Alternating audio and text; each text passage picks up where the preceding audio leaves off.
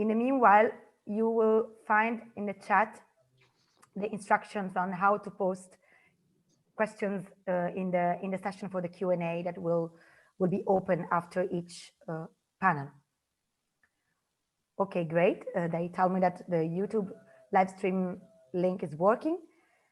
So welcome everyone to this event where we will discuss how to move towards an effective EU mandatory human rights and environmental due diligence legislation. This is organized by FIDH, Oxfam, ECCJ, Cora Network, and Bread for the World. My name is Maddalena Neglia, and I am the director of the Globalization and Human Rights Desk at the International Federation for Human Rights, FIDH. And with my colleague Anna Nelson from Oxfam, I will moderate today's event. So today we have the great opportunity and honor to seek to achieve the ambitious goal we set for the discussion with the help of 6 distinguished keynote speakers, the EU Commissioner for Justice, the State Secretary at the German Ministry of Labour and Social Affairs, the MEP Rapporteur for the Corporate Due Diligence and Corporate Accountability Report, the Director of Friends of the Earth Nigeria, the Chief Sustainability Advisor at Novo Nordisk, and the Director of Sherpa. I thank you all warmly on behalf of all the organizers for accepting our invitation. In addition to the keynote speakers, a number of exceptional contributors representing EU member states, MEPs, civil society, business, investors, and trade unions will allow us to further enrich the discussion on the essential features that could shape an effective human rights due diligence bill. And European legislation establishing a corporate duty to respect human rights and the environment and requiring companies to identify, prevent, mitigate, and account for abuses and harm in their domestic and global operations has been demanded by civil society for many years now. We have argued that this was very much needed to set clear minimum standards defining responsible business conduct in practice and to stimulate a much needed shift towards a fairer and more sustainable level playing field. The current COVID-19 health and economic crisis show us that a model based on self-regulation, voluntary commitments, or soft law instruments is simply not robust enough to protect fundamental rights and the environment. It is of utmost urgency then to accelerate the implementation of binding domestic and international norms, which would turn human rights due diligence principles into a set of legal obligations while ensuring liability for corporate abuses and access to justice for victims. In this context, the announcement made by Commissioner Reynders last month that the Commission will proceed towards such legislation in 2021 has of course been welcomed by a very wide spectrum of civil society organizations, trade unions, consumer organizations, investors, progressive businesses, which all are represented here today. If such legislation were passed, it could surely constitute a meaningful step forward for the protection of people and the planet, of course at the condition that is an effective legislation. This also explains the overwhelming attendance to this event, where we had more than 700 registered participants, and I am pleased to note that we have more than 300 people attending at this very moment. Thank you all very much for your presence. Please note the event is also recorded and live streamed on YouTube, and you can also follow it on social media using the hashtags JustRecovery and BitsHumanRights. You can also see them in the slide. So now, before we get started, let me just give you a quick overview of today's program. The discussion is organized in 3 rounds. In each round, we will listen to 2 keynote speakers. They will take the floor for 5 minutes and followed then by 2 minutes long interventions by a number of contributors. We also look forward to welcome the written inputs into the discussion and the questions from the participants. So you have the Q&A tool at your disposal at the bottom of your screen for this. Please note that we will moderate the discussion and only accept short comments and questions directed to the keynote speakers for each panel. For time reasons, we cannot accept, of course, all the questions, but we will select 3 or 4 of them for each round. We kindly request you to always specify your name and organization and the person to whom the question is directed. Please also note that the questions will only be visible to all attendees once they have been answered. So after these very necessary technical details, and let's keep the finger crossed that everything will work well today. Now, please let me introduce and warmly thank and welcome our first keynote speakers, Commissioner Didier Reynders, the EU Commissioner for Justice, and State Secretary Björn Boning, the State Secretary at the German Ministry of Labour and Social Affairs. We are honored to have you with us, and your contributions are surely going to set the tone and enrich our discussion, and will hopefully give us all some insights regarding the steps that will be taken by the European Commission and the German presidency of the Council to advance towards mandatory human rights and environmental due diligence legislation. You'll both have 5 minutes for your remarks, and I will immediately start by asking Commissioner Randers to take the floor and share with us your perspective on what are the essential elements required to effectively promote respect for environment and human rights throughout the global supply chains of European businesses and on the process to arrive there. Thank you, Commissioner. The floor is yours. Thank you very much, and good afternoon to all the participants. I want to say that I've discussed for the first time with the European Parliament about a due diligence process during my hearings. It was at the beginning of October last year, and then I have had many contacts with the stakeholders before to announce something at the end of April. But of course, the time they are changing with the crisis that we have seen in the last months, and the coronavirus crisis has shaken Europe, of course, and the world to its core, and testing our welfare systems, our societies, our economies, and plans and futures have been cast into uncertainty, and millions have lost their jobs. So the crisis painfully underscores the importance of building a fairer, more sustainable, and more resilient economy and society, ensuring full respect of fundamental rights, obligations, and commitments. We have started with the new Commission, with the Green Deal, and then with a white paper about artificial intelligence. But now, after the crisis, with the recovery, we are again with the same goals. We want to go further with the Green Deal on one side and with the artificial intelligence or the digital transitions on the other side. And I want to say that this is what the European Commission plans to do in the European Green Deal. It's implementing strategy as well as its recently adopted recovery plan. And I said the corona crisis revealed weaknesses of our businesses and unregulated global supply chains with spillover effects on people and society.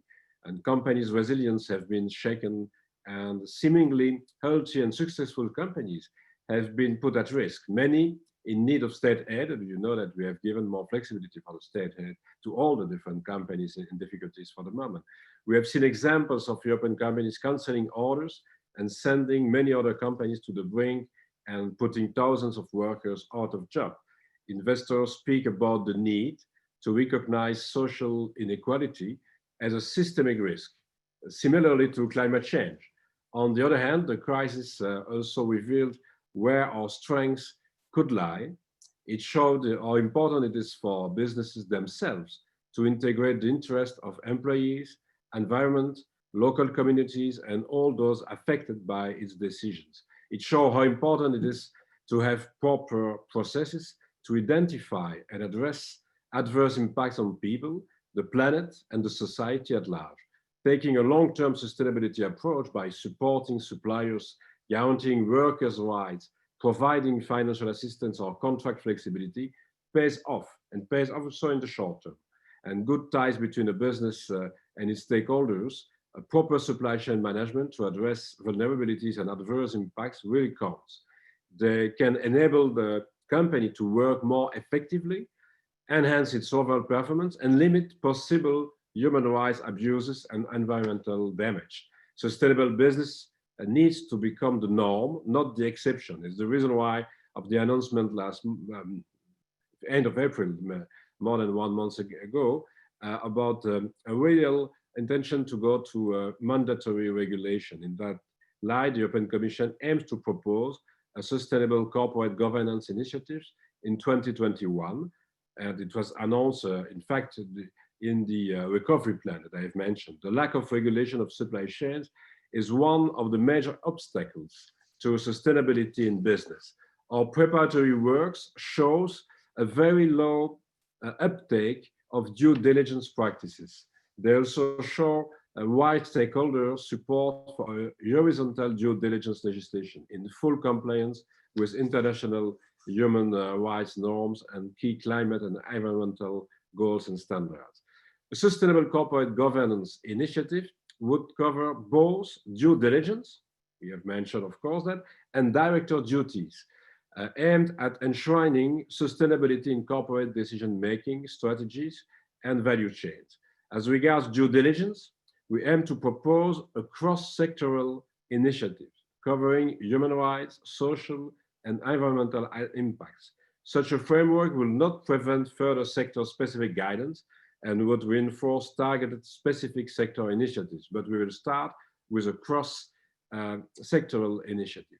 Enforcement, of course, is key, and the possible combination of state supervision and civil liability is considered in case of breach. So we'll see not only what should be or could be the norms and the obligation, but of course the sanctions if there are some breaches to those norms. Another study on directors' duties and sustainable corporate governance is at the end of the process now and will complement the analytical work. You have seen that I have presented the first study about the due diligence on the supply chain, and now we are working on the second one.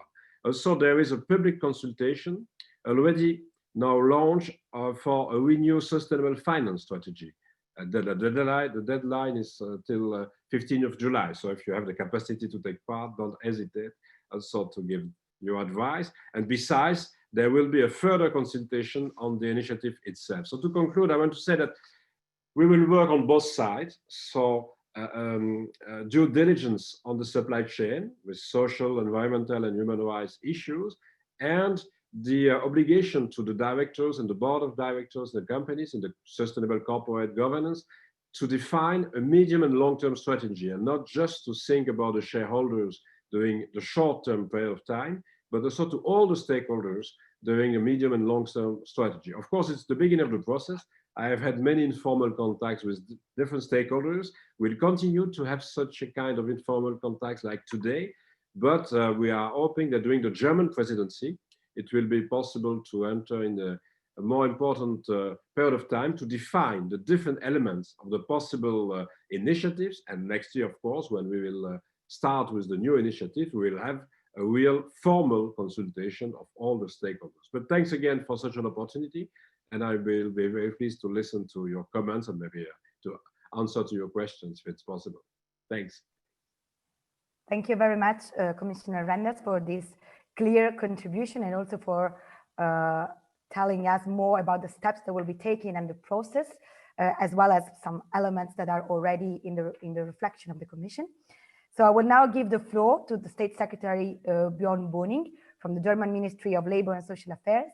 And first of all, let me say we are very pleased you have accepted our invitation and that your presence here today clearly shows the importance that the German government gives to this topic, and that we hope will be reflected in the program of the German presidency of the Council starting in July. So State Secretary Boning, the floor is yours. Yeah, thank you very much, dear Commissioner Reinders, dear State Secretary Zumwori, dear Vice President of the European Parliament, Mrs. Autala, ladies and gentlemen, colleagues. Thank you very much for the invitation and giving me the floor for some comments on our topics and issues of the EU presidency on behalf of the sustainable global supply chain topic. Sustainable global supply chains is a crucial issue for the German Labour Ministry. We therefore aim to place human rights and decent work in global supply chains more prominently and ambitiously on the EU agenda during our presidency. We want to encourage the European Commission to develop a new and coherent strategy for decent work in global supply chains, including legislative measures.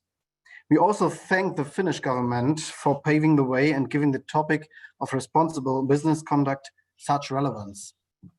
We want to continue the Finnish agenda for action and work towards an EU action plan to strengthen corporate responsibility. The current COVID-19 pandemic crisis puts a spotlight on the vulnerability of global supply chains and the people who work in many tiers of supply chains. It brings the issue of supply chains resilience to the forefront at EU level, and it will shape our post-corona economic action. We see that the resilience and sustainability are inextricably linked.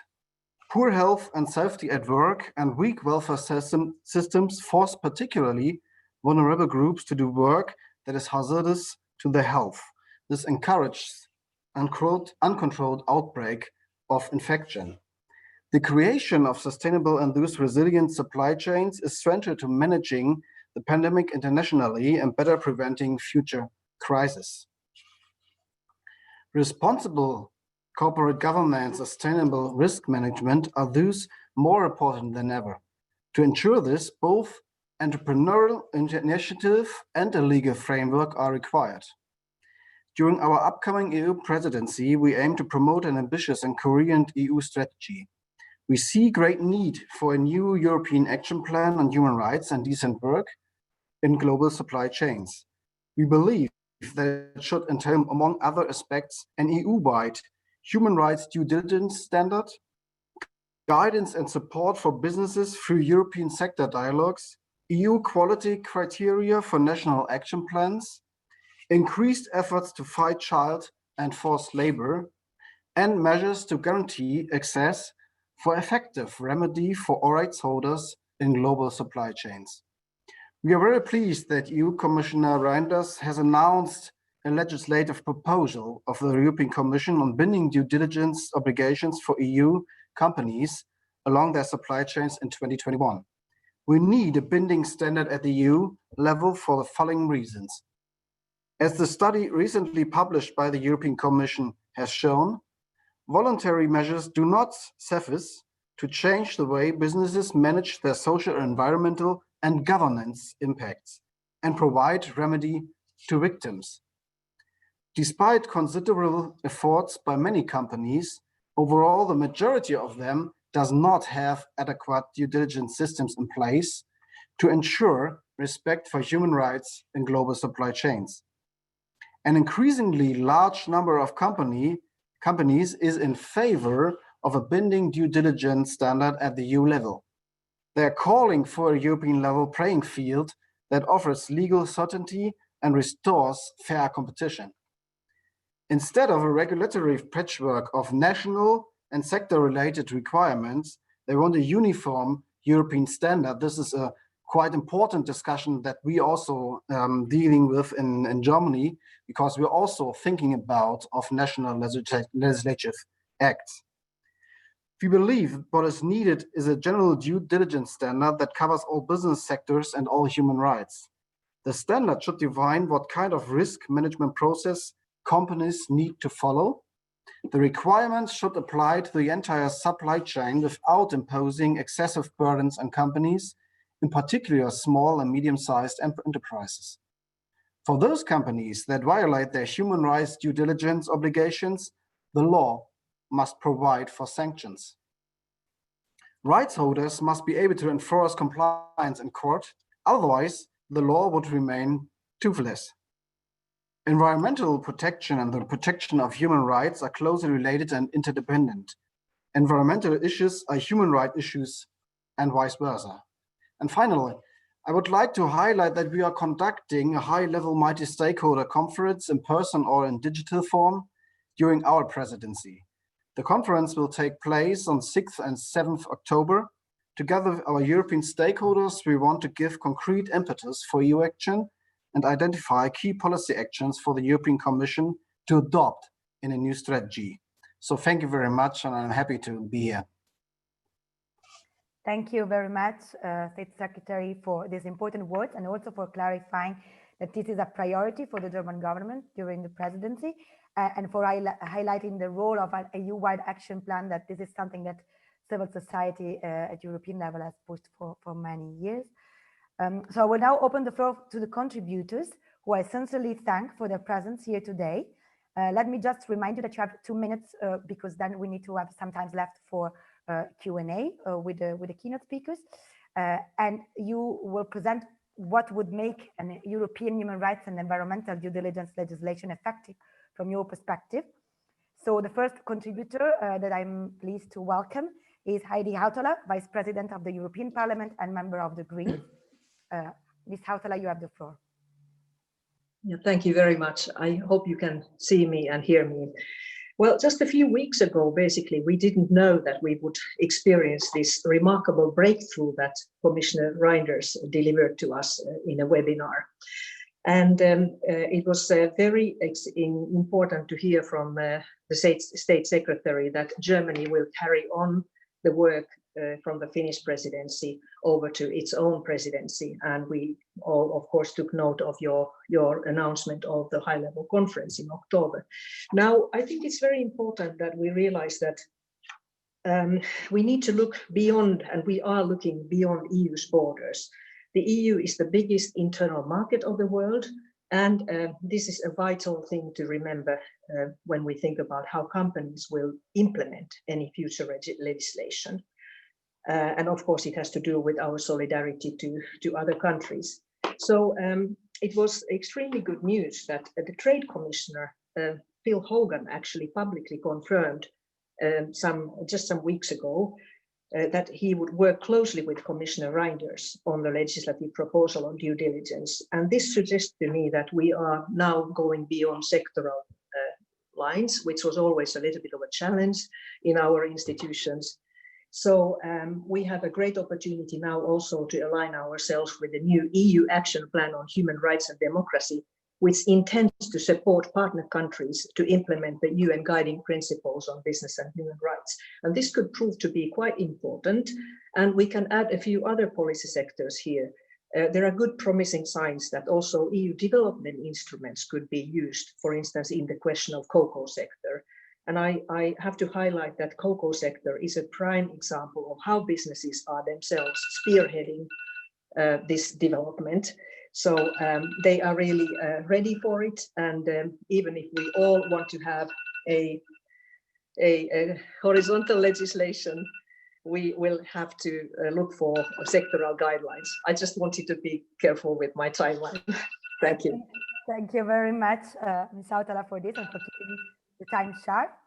I will now pass the floor to our second contributor, Joanna Sumovori, State Secretary from the Ministry of Foreign Affairs of the Government of Finland. The floor is yours. Hello, everyone. Greetings from Helsinki. First, I would like to thank you, the organizers, for organizing this very topical and timely discussion, especially during now this COVID crisis. I think we need this kind of discussions more than ever. And also, I would like to thank you, Commissioner Reinders, for taking this due diligence agenda on an EU level, as we wished during our presidency last autumn. And I would also like to thank State Secretary Berning for your kind words regarding the Finnish presidency, and also taking this agenda on a high priority.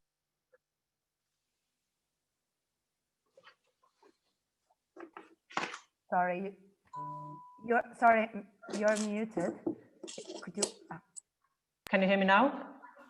Yes, perfect. I hope that you heard my thanks to both Commissioner Reinders and State Secretary Berning for your kind words and your commitment to this agenda. So as for Finland, we have placed nationally due diligence legislation very high on our government agenda, and it was also one of our priorities during our presidency. We very much raised the topic of business and human rights during our presidency, and we also launched Agenda for Action document last December in Brussels, and that's a document that tries to outline the future, very near future steps on an EU level. And I hope that it will be a living document and not only some paper that we are looking at. We are also very pleased to see that this momentum now keeps on building, and it's growing in many ways at the moment. We think that due diligence legislation is not something for the future, it's something for now. It's today's agenda, and it has to be carried in a way that that fully respects both environment and human rights. And we think that protecting environment and human rights go hand in hand. So it's very good that I was very happy to see the word environment on this conference's heading. Finland's government program is very significantly raising the ambition level in terms of responsible business conduct. And we are very committed to exploring how we can advance mandatory due diligence and take action to strengthen the regulatory environment on national and the EU level, and as well at the UN and OECD level. And we are committed to act in a concrete and tangible way. At the moment, nationally, we are now carrying out a legal review with a view to establish mandatory human rights and environmental due diligence legislation. And this review will be ready at the end of this month, actually. So it's very much going on now. And political decisions on the way forward will follow later in due course, of course.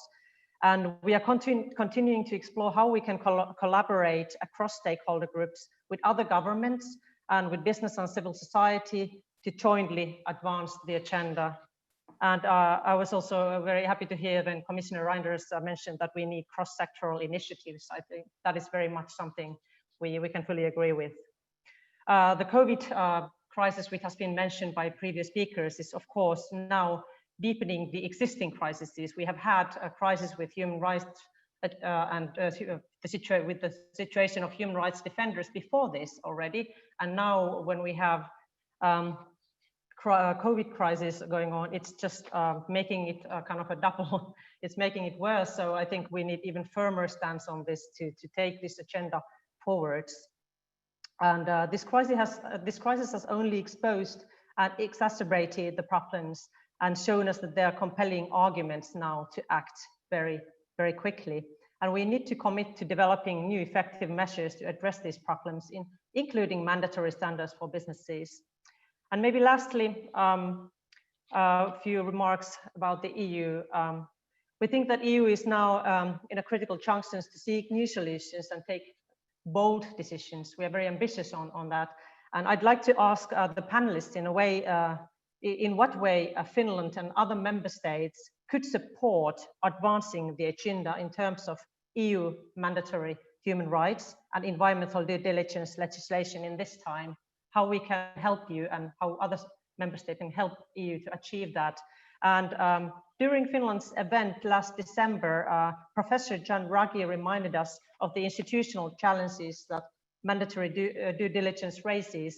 How can we ensure that we gain institutional ownership within and across the EU institutions to take these plans forward in a coherent, coordinated and harmonized way? Those are my questions. Thank you very much. Thank you very much also for these important remarks and questions. I will now pass the floor to Adela Diaz, Director of the Human Rights Office from the Government of Spain. Good morning from Madrid. I would like to join previous speakers in thanking the organizers for inviting us to this much needed discussion in our view. Spain welcomes the announcement by the EU Commissioner for Justice of a new legislative initiative on human rights and environmental due diligence. This will certainly be instrumental as well in strengthening the internal-external coherence of EU policies. Let me share with you very briefly some preliminary reflections on the possible best design for a new approach. First, any regulatory initiative should build upon the consensual due diligence concept of the UN guiding principles and the OECD guidelines. Second, we consider that EU legislation should be horizontal, covering all sectors and apply to business undertaking of all sizes. And third, and at the same time, due diligence legal duty should be tailored, in our view, to the size of companies and to the risks of severe impacts linked to the nature and context of operations. EU-level rules may provide important benefits for businesses. However, the transformation ahead of us will only succeed if built upon trust between economic actors and the whole society. I wonder, could a new generation of national action plans and maybe a new EU action plan, as mentioned previously, could contribute to enhancing confidence? In any case, the changing legislative landscape will necessarily be taken into account when, in our case, we shortly start discussing an updated Spain's national action plan. Thank you very much. Thank you. Thank you very much. Now I have the fourth speaker on my list, Frederick Nystrom, Head of Responsible Investment at Homan Group and member of the Investor Alliance for Human Rights. The floor is yours. Thank you very much. And thank you for inviting me. And thank you to the organizer. We're truly happy to see that this important topic has been raising up the agenda so quickly. And we're also talking on behalf of a group of investors, really happy to see that you're bringing in the investor perspective into this discussion. In April, a global group of 105 institutional investors, collectively representing $5 trillion US, joined forces to call on governments to place regulatory measures requiring companies to conduct due diligence process regarding risks to people associated with their business activities. And this statement was coordinated by the Investor Alliance on Human Rights and also signed by my firm, Öhman.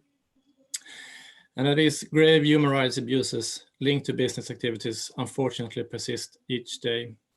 So as investors, we urge governments to require companies to undertake robust human rights due diligence and environmental due diligence processes, as this type of regulation is materially good for business, it's good for investors, and it's also good for the economy.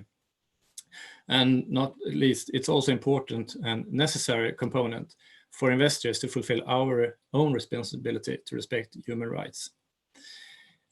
Companies have long engaged with the concept of due diligence that aim to identify financial risks.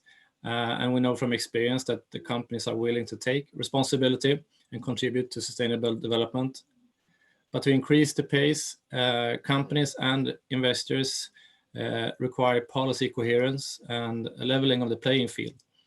And we also know that voluntary corporate measures continue to leave significant gaps in the human rights protections. So we call for regulatory development to focus on meaningful due diligence processes and outcomes, rather than simply being another reporting requirement. And also to be effective, implementation of the new regulation needs to be monitored closely to ensure compliance and also include sanction possibilities. Oversight and enforcement of the new regulation should also include mechanisms for victims of business-related human rights abuses to bring complaints and receive meaningful remedy from non-compliant companies. As investors, and speaking on behalf of a broad group of investors, we are ready to embrace our responsibility to respect human rights and do our part to address these risks meaningfully and urgently. But we also now need governments to compel companies to do the same. Thank you very much. Thank you very much for this also very important input. I will now give the floor to my colleague Eike Drillich, coordinator of the Core Network for Corporate Accountability. Thank you. The Core Network, a German network of almost 60 civil society organizations, greatly welcomes your announcements, Mr. Reinders and Mr. Böning, to initiate and to support European due diligence legislation. We expect that the German government will really name this as one of their priorities in its program for the Council presidency. It will make progress on European due diligence legislation in the Council. At the same time, we expect the passing of national German legislation within this legislative period, because both national and European processes are complementary. Progress in Germany will demonstrate Berlin's commitment, and experience gathered at national level will inform the European process, while of course European legislation will provide business with a broader level playing field. In Germany, we've initiated a broad civil society campaign, the Initiative for Supply Chain Law, which consists of almost 100 civil society organizations, human rights and development organizations like Bread for the World and Oxfam, environmental and fair trade organizations, as well as church organizations and trade unions. This initiative has published a comprehensive legal analysis of various aspects of a German supply chain law, and the translation of this will be finalized shortly and can inform the European process as well as other national processes. I'm sure you're aware that in many other European member and non-member states, there are similar campaigns ongoing, including Finland, Luxembourg, Belgium, Sweden, the Netherlands, as well as Switzerland and Norway. This shows how great the European momentum for due diligence legislation is. In closing, I wish to stress the need also for a horizontal approach, as has been said earlier, including civil liability and reporting obligations under public law, which is not restricted to the large companies. Liability should protect the whole International Bill of Human Rights, and additional enforcement mechanisms should be used, like the exclusion from public procurement and export credit finance, for example. So thank you very much. Thank you, Eike. Thank you very much. And now, at last, but certainly not least, Timothy Gore, Head of Policy Food Justice at Oxfam. Hi, good afternoon, Commissioner, State Secretaries, Vice President, colleagues. Thank you for the opportunity. Oxfam has worked for decades with workers and small-scale farmers in global value chains, especially in the food and garment sectors. We've uncovered systematic exploitation behind food sold by European supermarkets and clothes by fast fashion retailers in every continent from which they source, including here in Europe. We found widespread hunger amongst the people producing our food. We've seen women who work excessive hours stitching our clothes laid off at a stroke during this pandemic, as the Commissioner alluded to earlier. Let's be clear, this is not about a few rotten apples in supply chains. Poverty pay and precarious work are endemic and structural. They underpin many European retail business models. And as the Commissioner noted, inequality is a systemic risk. And that is why only mandatory due diligence can drive change across these sectors at the scale that we need. So let me also warmly welcome the words of the Commissioner and the State Secretary today. We look forward to working with you both to build a fairer single market. But let me stress 5 elements that an effective directive must require of companies. Firstly, to respect rights throughout their global supply chains, right down to the primary production level, because in our experience, that is where rights violations are most severe. Secondly, to consult meaningfully with rights holders. This is not only a core human rights principle, but in our experience, it's the only way to uncover hidden exploitation. Thirdly, to follow a gender-sensitive approach. In our experience, it's women that face differentiated and often the most severe impacts. Fourthly, to account for whether companies cause, contribute to, or are linked to human rights impacts that they identify, and to take appropriate measures accordingly. In our experience, the purchasing practices of dominant EU retail firms materially contribute to human rights impacts in their supply chains. And so due diligence must not just be a reporting requirement, as has been said, but must require companies to address their own business practices. And finally, as we've heard, companies should be liable under civil law for any human rights impacts that arise as a result of their failure to take such appropriate measures, because many of the people that are affected lack any alternative access to justice. Thank you so much for the opportunity. Thank you very much, Tim, for this, I would say, wonderful conclusion of this first round and panel. So a very sincere thanks to our contributors for their very rich interventions that touched many topics, and that we hope will contribute to Commission's work in the next months on this dossier. I will now open the floor to the questions from the audience and ask my colleague Hannah to read the first selected questions for our keynote speakers. Thank you. There were a lot of interesting questions. I'm only sad we can't address them all, but the first one is to Commissioner Reinders from Annabelle at the Woman Dutch Gender Platform. Having eyes for the workers in supply chains in these times of crisis is important. In some sectors, such as the flower sector and garment industry, women are overrepresented. How will gender equality and women's rights be taken into account when considering the positions of workers in the global supply chain and when thinking about human rights due diligence legislation? Thank you. Shall we do the other questions as well? I think it's good to read all of them, and so that we pass the floor to Commissioner and then to State Secretary to address them. And this question, I think, could be addressed to both State Secretary and the Commissioner. And the question was posed by Bruna Singh. How will the remedy provision for victims be a remedy provisions for victims, or will it only be financial sanctions? And how will this be applied to human rights violations committed outside of the EU? So And finally, and this was touched upon by the commissioner in your intervention, but there's a question from Mana Abdallah on whether the broader consultations on the legislative initiative will include CSOs and affected communities outside of the European Union. Thank you, Anna. And I just wanted to add to pick up the question that was also asked by Mr. Muvori, how member states can help the Commission's initiative. And I will now give the floor to Commissioner Reinders. Thank you. So there are many things to say, but we don't have maybe enough time today. But I want just to repeat that after the different contributions, that we want to go to a mandatory due diligence. So it's very clear, and it was the announcement at the end of April. The second element, it will be horizontal, and it will be cross-sectoral. But of course, it's possible to go, I said, further with different sectors. And it will be mandatory, but it's also possible to some companies and some sectors to commit themselves to do more, to have a code of conduct or pledge or something like that. And then we will see if it's possible to integrate the different corporate, the different elements in the regulation. Of course, it's possible to cover very largely the social issues, environmental issues, and human rights issues. So the gender equality is a part of the possible discussion. So we'll see in what kind of ways it will be possible to put that in the regulation. I want to insist about the victims that I spoke myself about the civil liability and the supervision by different authorities on different legislations, but we'll also work on the victim rights strategy.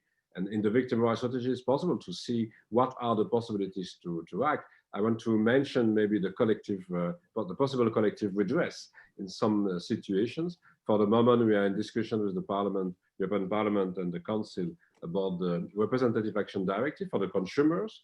But what is possible for the consumers will be maybe later possible also for others to have a collective redress. I've discussed that also in the hearing in October.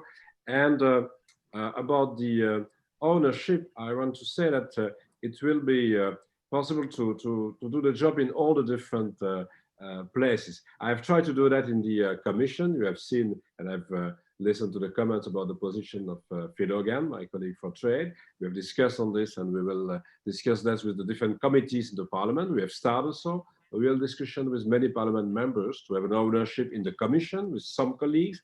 I don't want to be alone about this issue.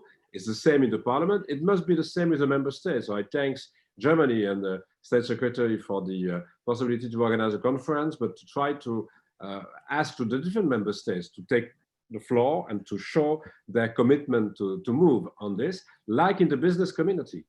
I know that there are many companies in favor of such a regulation, but it was more difficult with different federations and associations of companies. But now, after the crisis, the Corona crisis, it's maybe better to see that there are some movement on this. And we will also ask to different leaders in different companies to ask to do more. In the civil society, it's maybe easier. I receive the support of many NGOs. I know that we'll work together on this. I said first informally, but then more formally. I want just to add one point about the capacity to include all the companies in the process. Of course, it's not just for the very large companies, it's for all.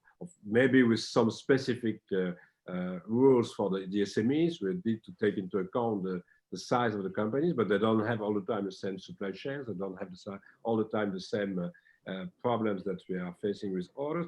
But I want just to add that it's not for only for the EU companies, it's also for the companies at work on the internal market. And this is the reason why I discussed with Phil Hogan, because we need in trade discussions, we need to explain that, like for the data protection, like for other issues, like for artificial intelligence, we will ask to all the companies at work in the European Union to fulfill all the criteria in line with the new regulation. But I want just to add maybe for the next panels that we will be in touch with many stakeholders. Of course, it will be also very important to receive information from the stakeholders. And when we discuss about some part of the supply chain abroad, it's sometimes very difficult to receive very concrete information from some kind of regions or some kind of sectors. And there we are very open to do that. There are good examples of the different possibilities in the past to move on it, like in the cocoa sector. In another capacity, I've worked on it some years ago, but we need to show that we are in contact with the communities, the local communities, and with all the different actors. And just to say that I have asked to different stakeholders to send to us some information. Give an example for the trade unions at the EU level. I've asked to give us some ideas about the way to take part in the process, not only to take part in the definition of a strategy in the corporate governance, that is the participation of the representative of the workers at the company level, but also in the due diligence. Is it possible to see at what kind of level it's possible to have a participation of the workers? So just to say that we'll work with all the different actors, and I'm very pleased to see that there's a real support more and more in different group of people, certainly in the Commission, in the Parliament, in the Member States, we need to do the job, but also in the business community and the civil society. But again, we are all maybe in favor of such a kind of mandatory regulation. When we discuss about the scope, about the liability, about different concrete elements, it will be something else. But I will try to be ready for 2021, because our last word, we need to go fast. I know that it's very long to have a regulation. I prefer to try to have a good definition of our regulation for the beginning of next year, to start a consultation and try to go to a real regulation, and then we'll make some progress year after year. But I don't want to wait 10 years before to have a so-called perfect legislation. It will be too late. Yeah, thank you very much for this also sense of urgency, which I think many of us share. And I will now give the floor to State Secretary Boning for his remarks. Yes, thank you very much. I totally agree on the comments of Commissioner Reinders that we need progress in the next few months, especially in our presidency. And I think the preparations of the Finnish presidency are really, really good to start up to the next level of our discussion. That is the reason why I was talking about a level playing field that we need in Europe. And that bases on two initiatives, I think. One initiative is what businesses can do for their sectors and what they can do to fulfill due diligence standards, and bringing together all the companies, bigger and smaller companies, to fulfill these standards. And on the other side, we need a regulation on the European level to have a double strategy in the field of sustainable supply chains. And in the core, or in the center of these initiatives, there must be a consequence on a legislation and legislative. And there are, in my opinion, there are two main strategies that we have to follow. The first is we need a civil liability, so that we can give the civil society a measure to fulfill the initiatives that we want to follow. And on the other side, we need a better access for victims to court and to the system, to bring their rights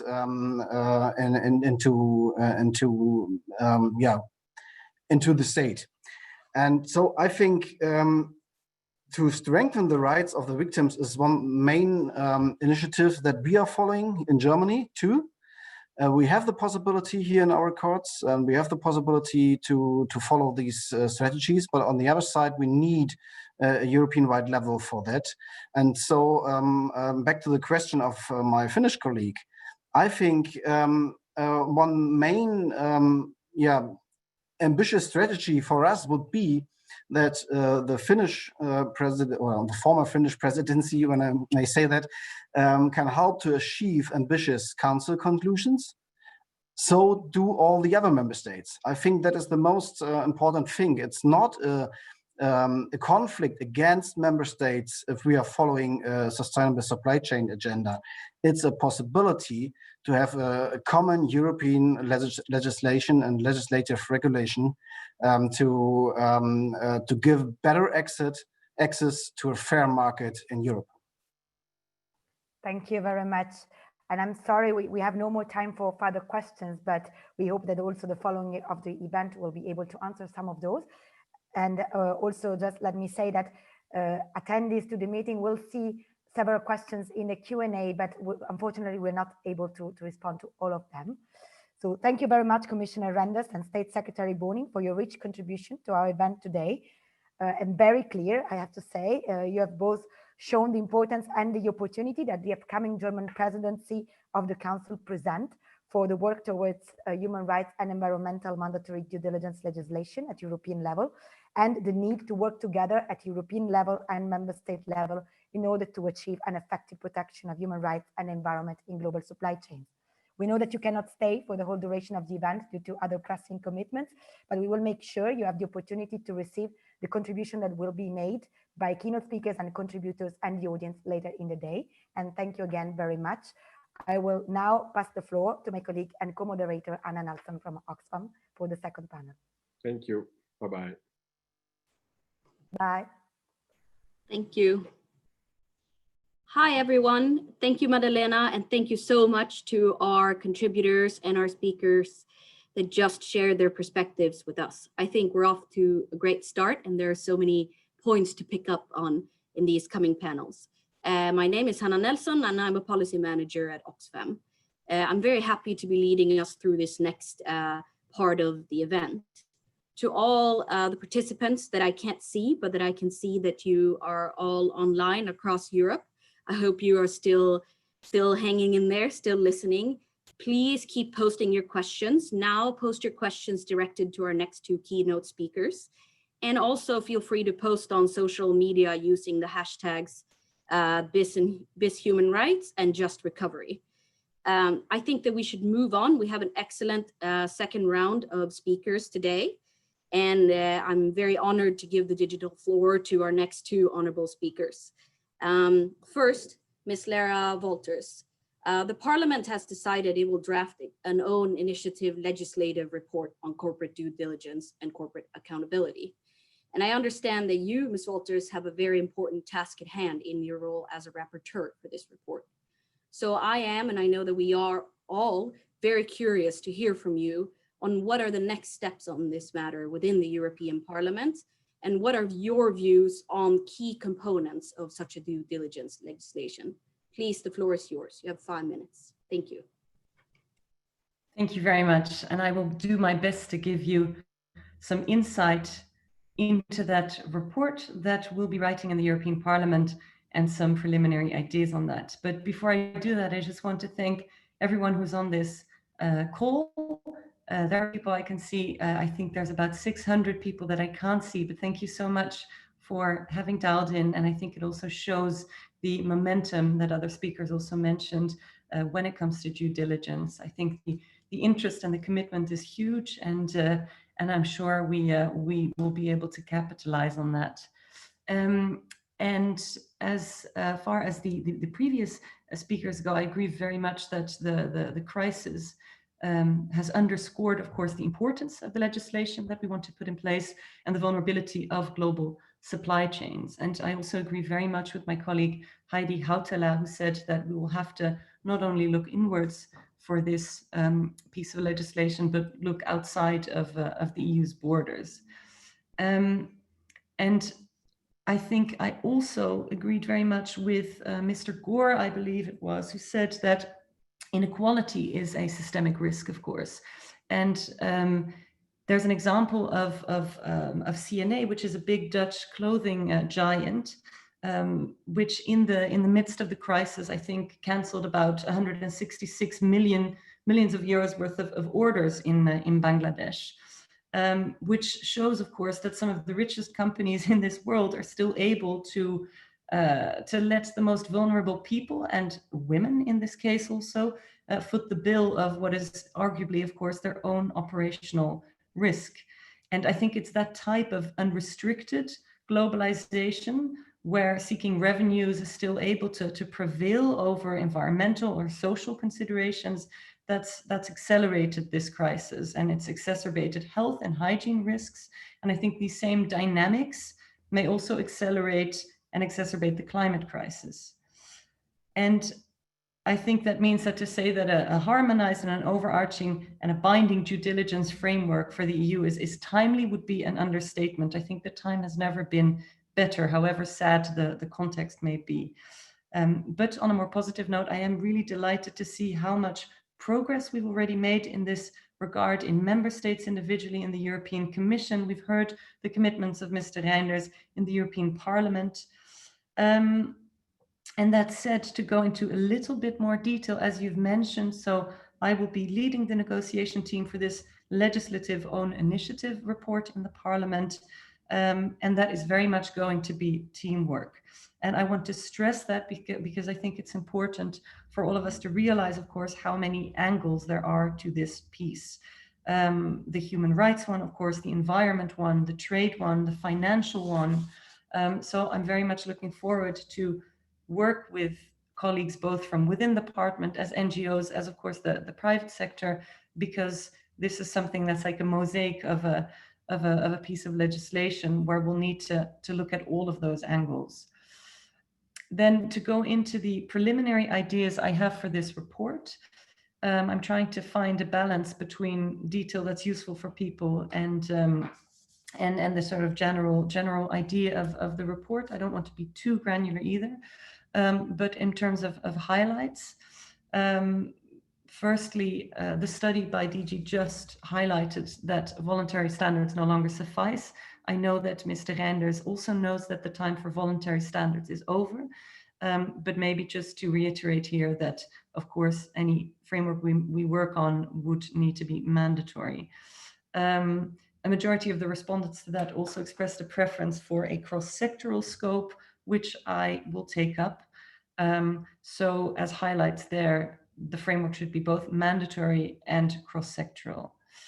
In terms of the entity scope, I think we need to try to find, to cover a broad range of undertakings. And if we try to address sustainability risks across supply chains, I think we should be aware that there's not a definite relationship between the size of a company and the risks that are associated with its practices. I think a big company can have a small sustainability risk, and vice versa. A small company, for instance, if it's active in mining, can have a very big sustainability risk. And sustainability there, I mean in the widest sense of the word. And I think another thought there may be on SMEs, because of course what this means is that SMEs would also be included, and then I think even SMEs can have can create that sort of risk, is that I think it would also be detrimental to the growth potential of SMEs if they would fall under an entirely separate regime, because if they were to grow, then they'd have to adopt different standards. So that's my preliminary thinking on that, although of course I'll be speaking with a lot of people on that too. And then when we talk about what type of risks I think should be addressed by this report, should be addressed by the framework that we make, I think environmental, social, human rights, and governance, that won't come as a surprise to people either. But maybe to qualify that a little bit further, I think we need to cover both the risks that are material to a company, for instance, building a factory in an area that's prone to floods, but also the risks to a society as a whole. So where is that factory built, for instance? What type of factory is it? Would it have effects on the environment because it's powered by fossil fuels? And one of the last points I want to make is basically the point that I'm not going to try to reinvent the wheel. I think we've heard before also that speakers found it important that we take into account existing work, existing OECD work on responsible business conduct, of course. But I also think what we do here needs to be in line with the Sustainable Development Goals and with the Green Deal, and with the NFRD that is soon to be revised, of course. Then I think the legislation will need to be drafted from a company law angle. And as was said before by speakers, I think for me that does mean that we're not only speaking about European companies, so companies that are registered in the EU, but also companies more widely that are active on the European internal market. And lastly, as has been said, I do think that the remedy piece of this is going to be extremely important, also for people located outside of the EU jurisdiction. That's it from my side. I hope that gives you a little bit of an idea on what I'm planning to do, and I look forward to working together with many people on this call. Thank you, Ms. Wolters. Very clear, and thank you for sharing also some of the key components that you see as important to include in this. I think several of the points you touched upon were also included by Commissioner Reinders and State Secretary Böning, and great to hear also on the openness to the consultations and perspectives of the many stakeholders here and that can't be here today. So thank you. I think we should turn over to Mr. Godwin Ojo. He's the director of Friends of the Earth in Nigeria. And Mr. Ojo, I know that you and your colleagues in Nigeria have experienced firsthand some of the extreme negative consequences of business operations can have at its worst on environment and on affected people and communities. So I really look forward to hearing from you, sharing your perspective on what's happening in Nigeria and on why you believe an EU legislation on due diligence would matter and how it could make a difference in the context that you are in. Thank you so much for being here. The floor is yours.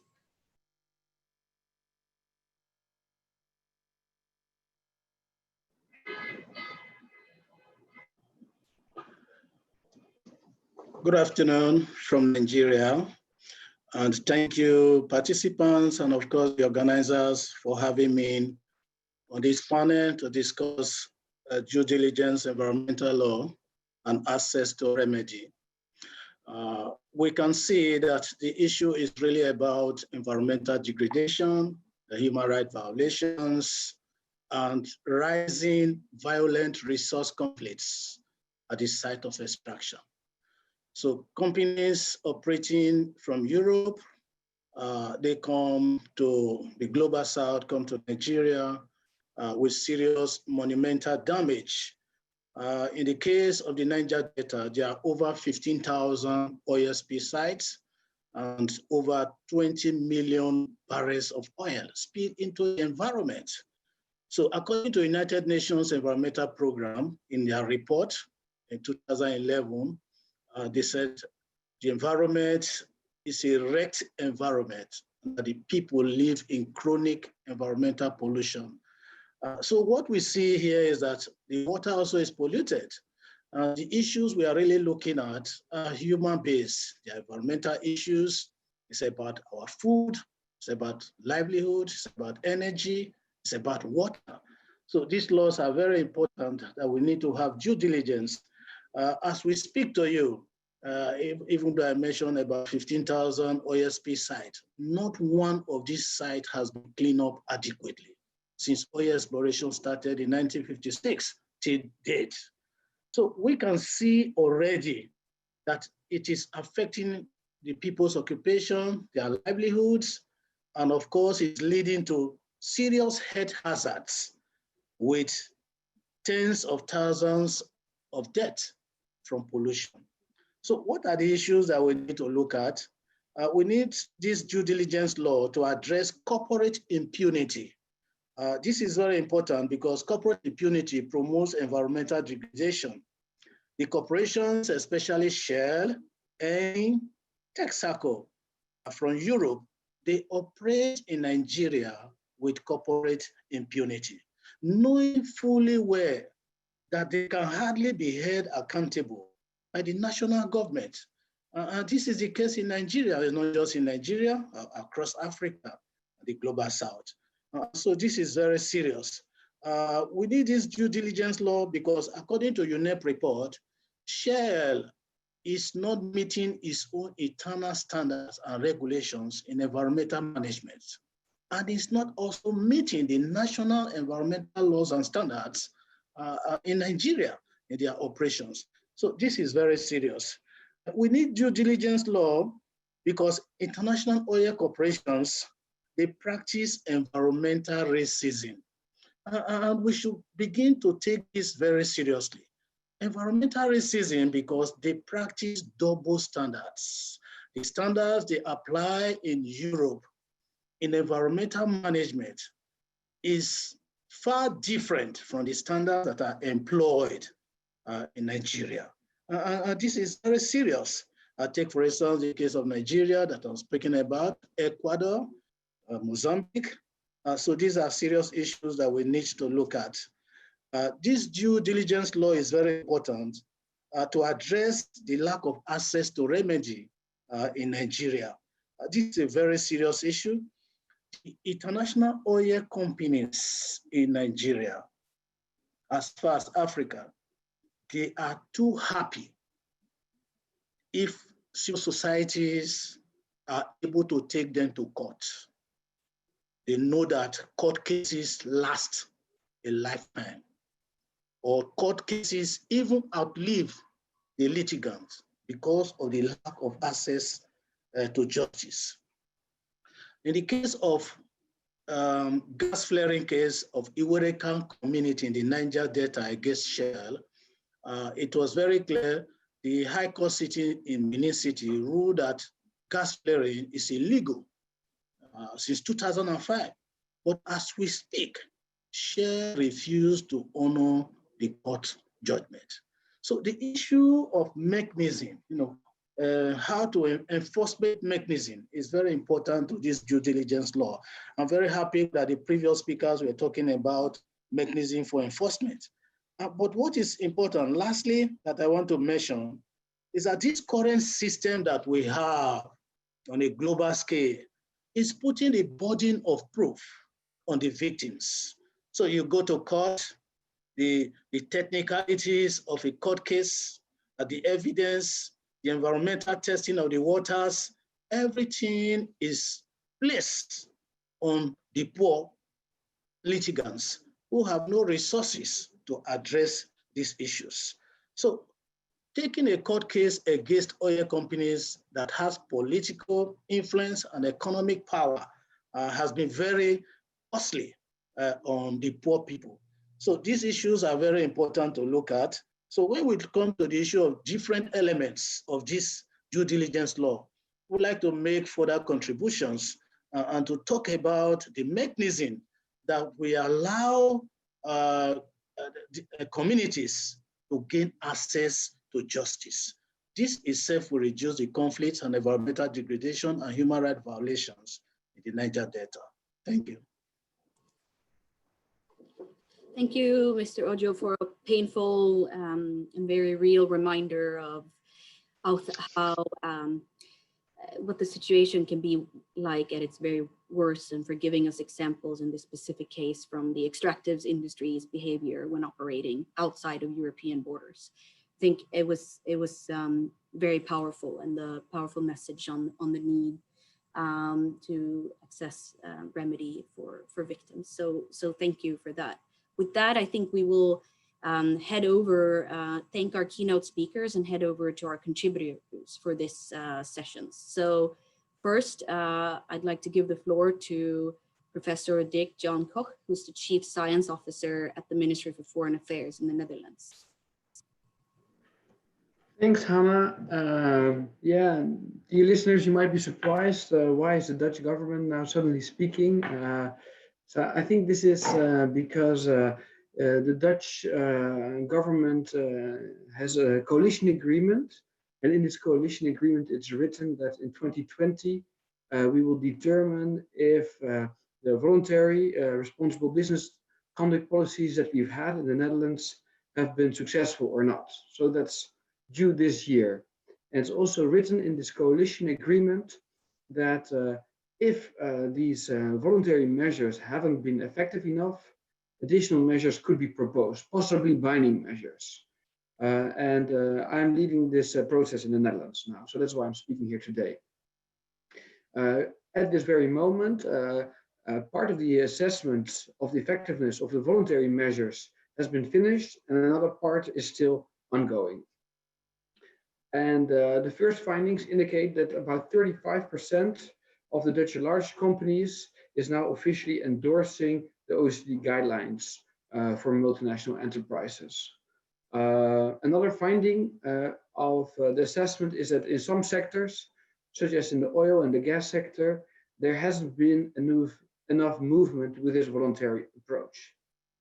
Therefore, actually, one of the coalition partners in the government has claimed that this voluntary approach hasn't been effective and is proposing national due diligence legislation.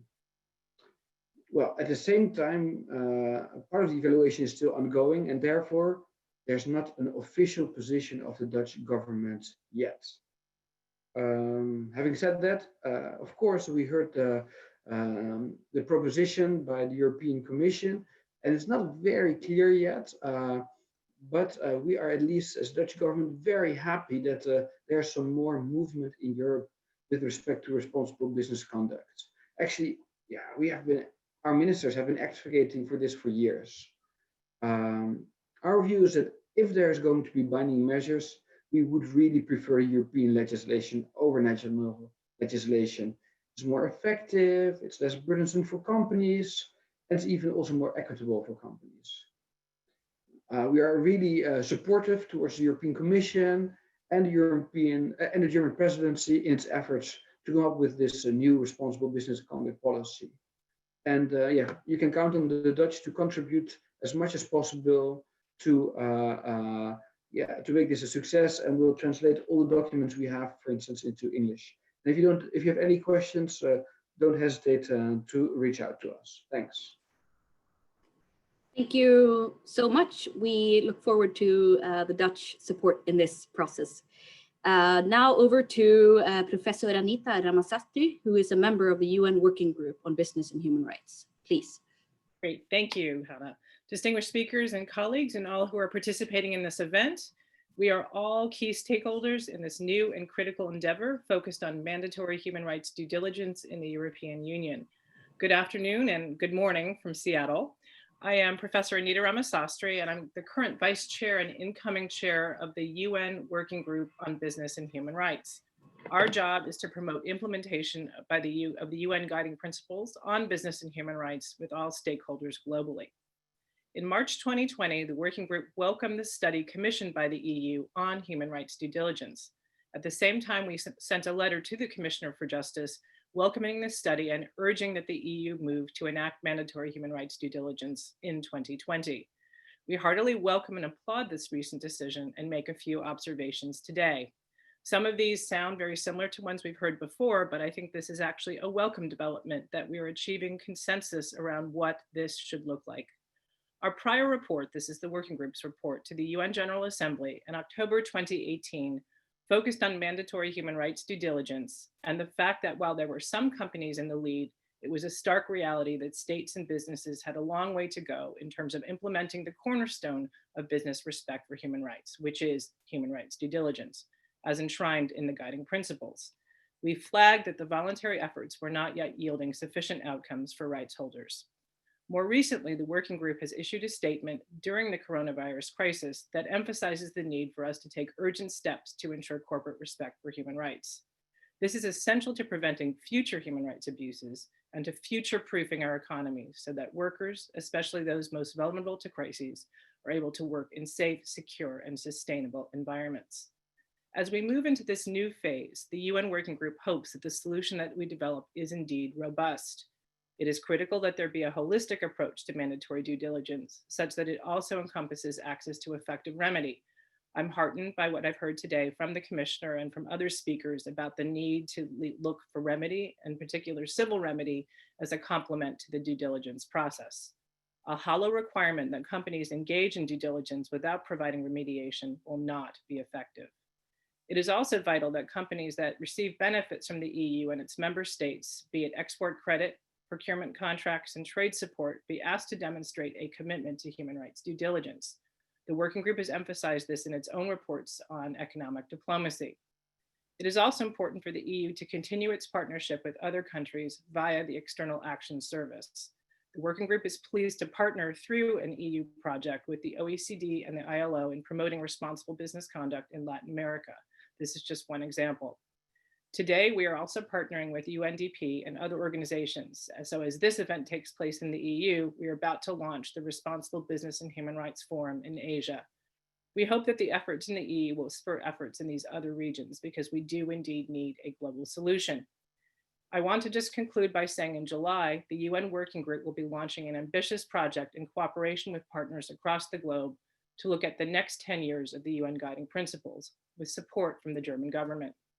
This will allow us to engage with all stakeholders to envision how we move forward together for a new decade.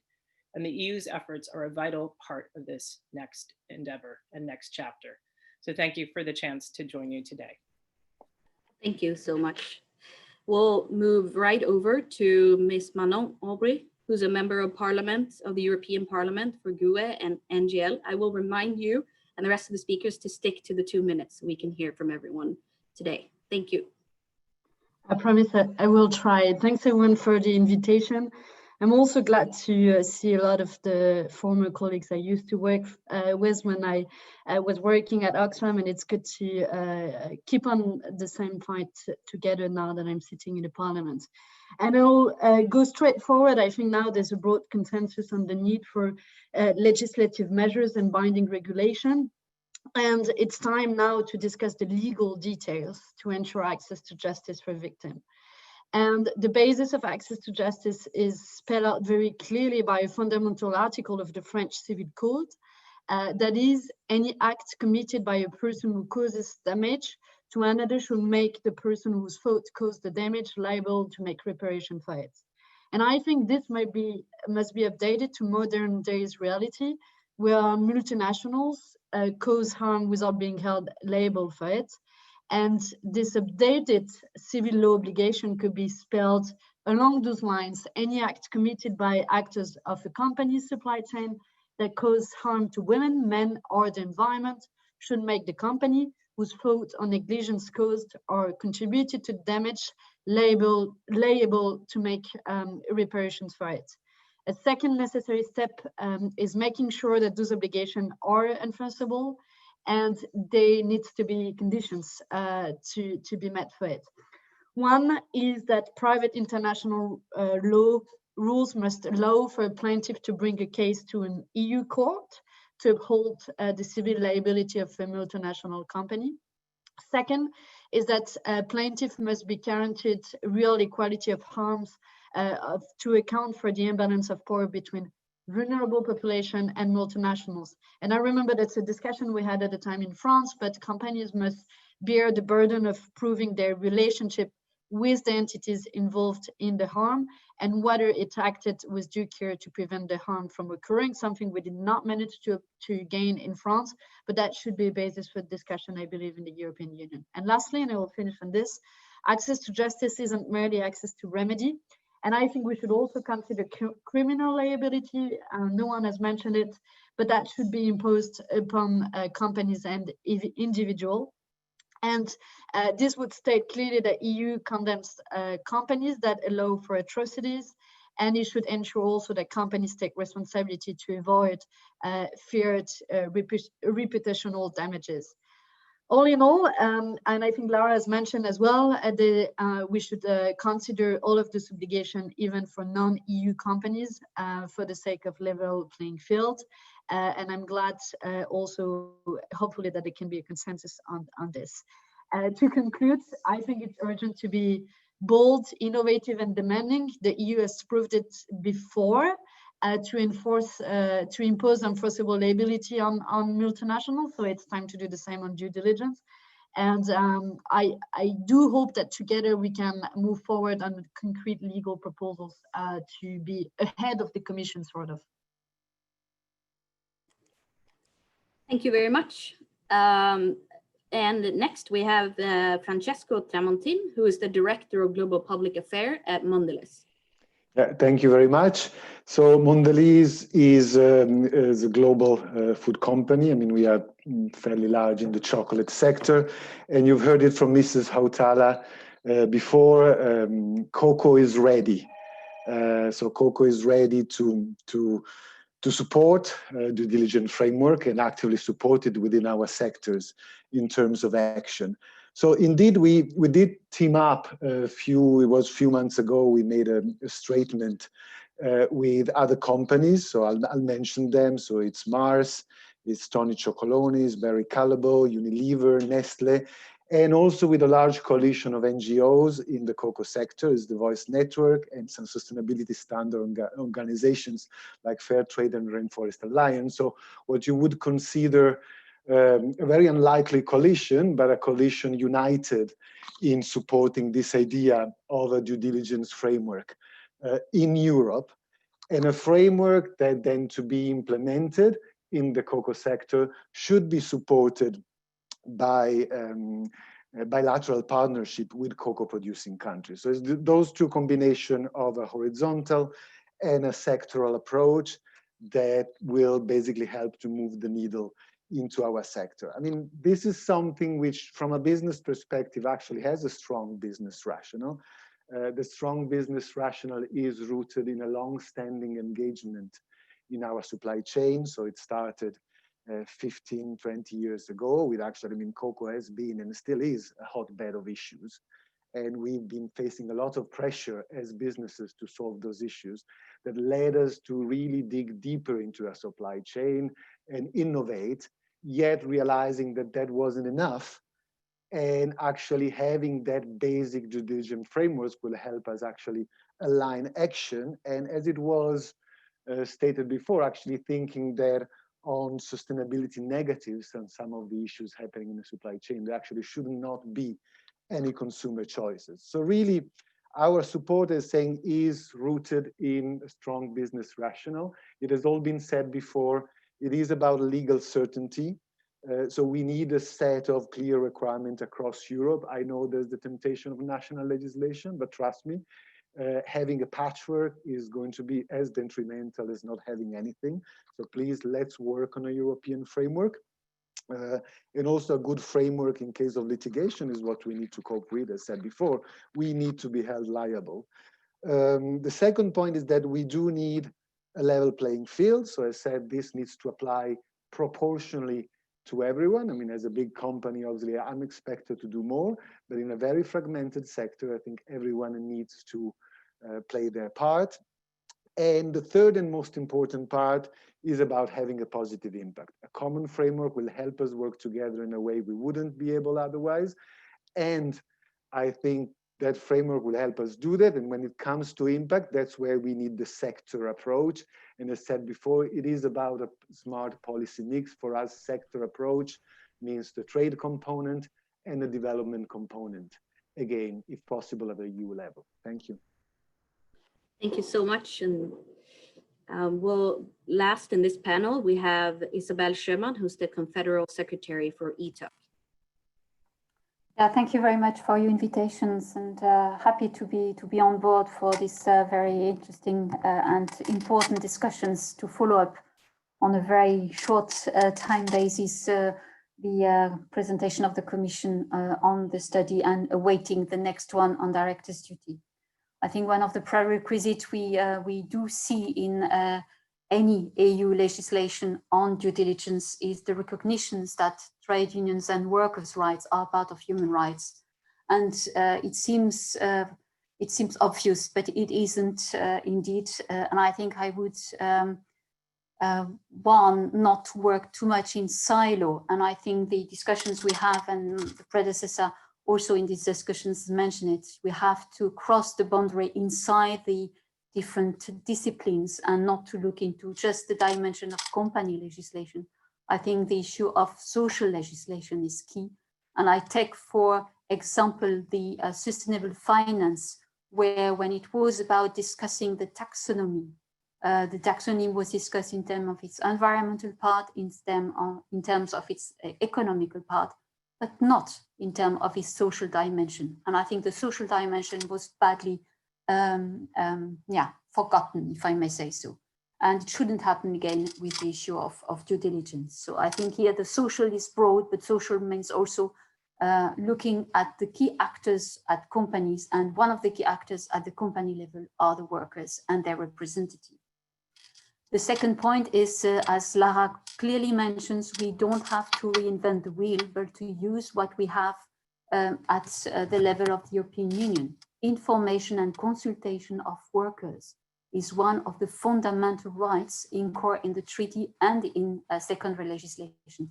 A reference to those existing rights would be enough in a due diligence to be able to workers not to be just the victim of due diligence, but to be the actors of a proactive and a preventive due diligence.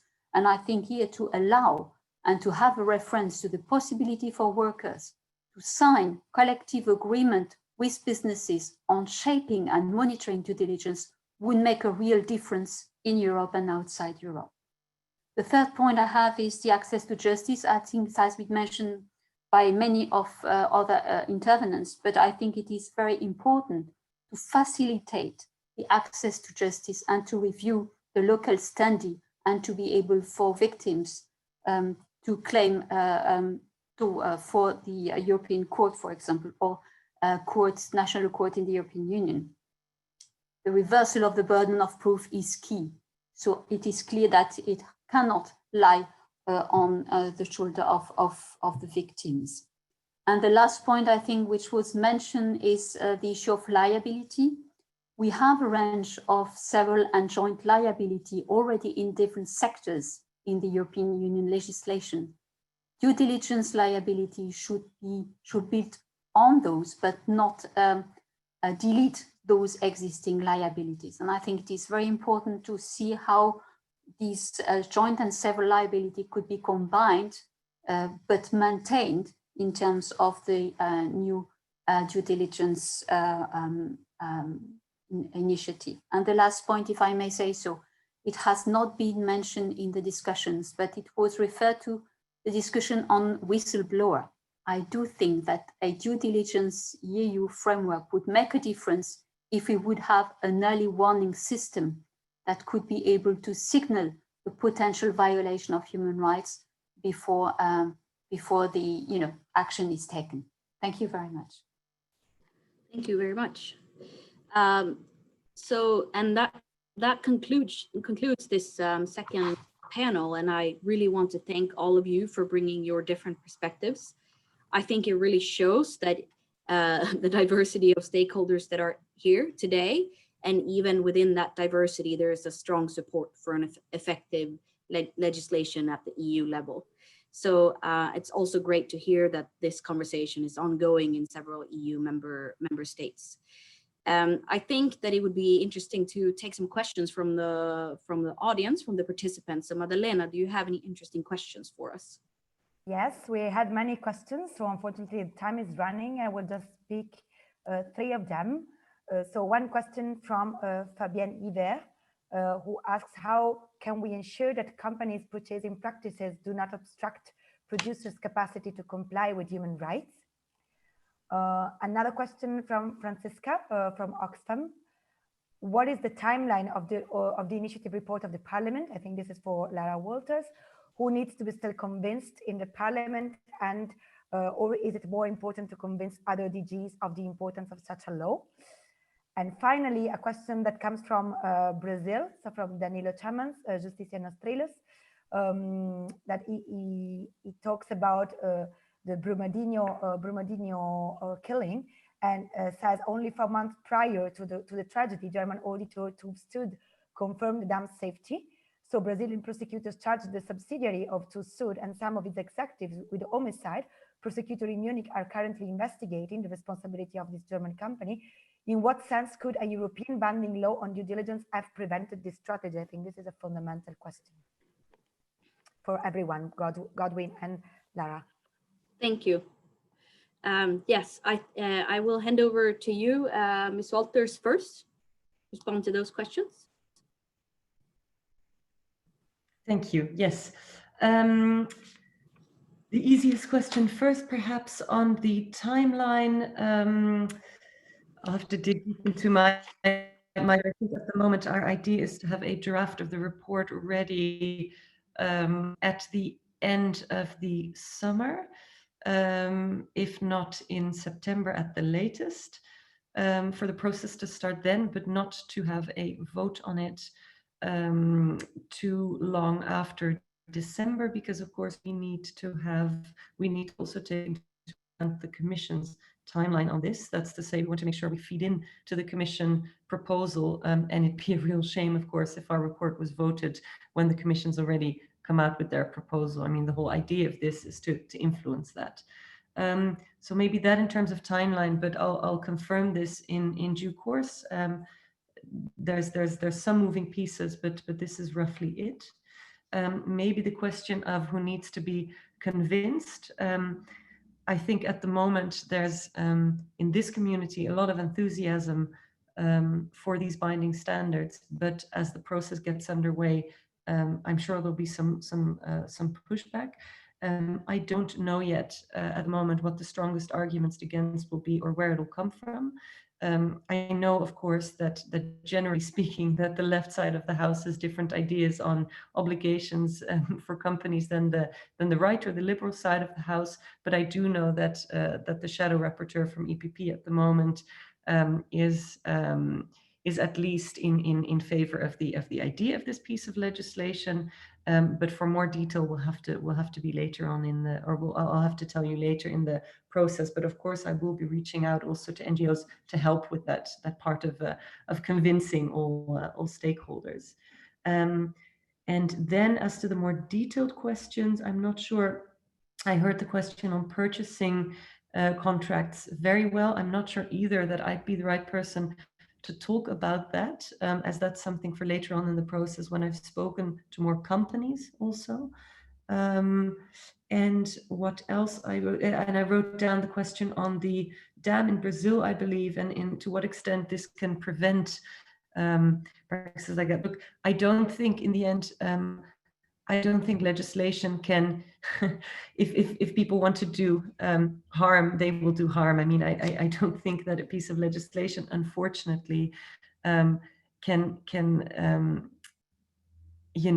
change the sort of forces at play when there's a lot of money involved in big contracts, doing things cheap and so forth. But I do think this can play a role in, at least as a deterrent. I think that if we do get the liability piece in place, if we get the redress piece in place, of course, then we'll have more teeth.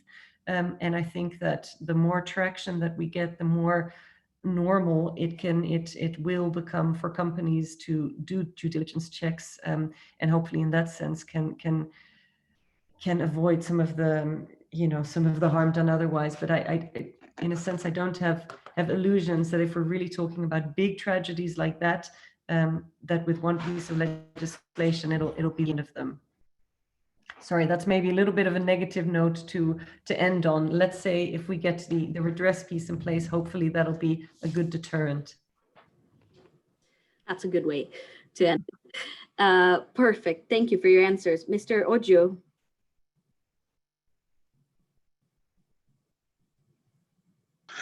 Thank you. I think the last speaker spoke some of the things I want to talk about. But the timeline that is mentioned, I don't have the details, but as those that will seek to benefit from this kind of law, we should say that there's urgency.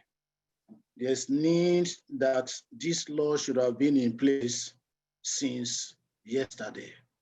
So it's very urgent.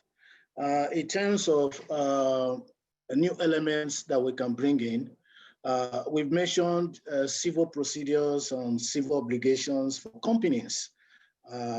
Only one speaker has already mentioned criminal liability for company directors, and that is crucial. So if we are looking beyond mechanisms of environmental redress using civil mechanisms, we should also consider criminal liability. So whether it's a question of dam in anywhere in the world, or oil spills, environmental degradation in Africa, in Nigeria, the application and provision for criminal liability highlights what Europe has been fighting for, to be the defenders, leading champions of human rights.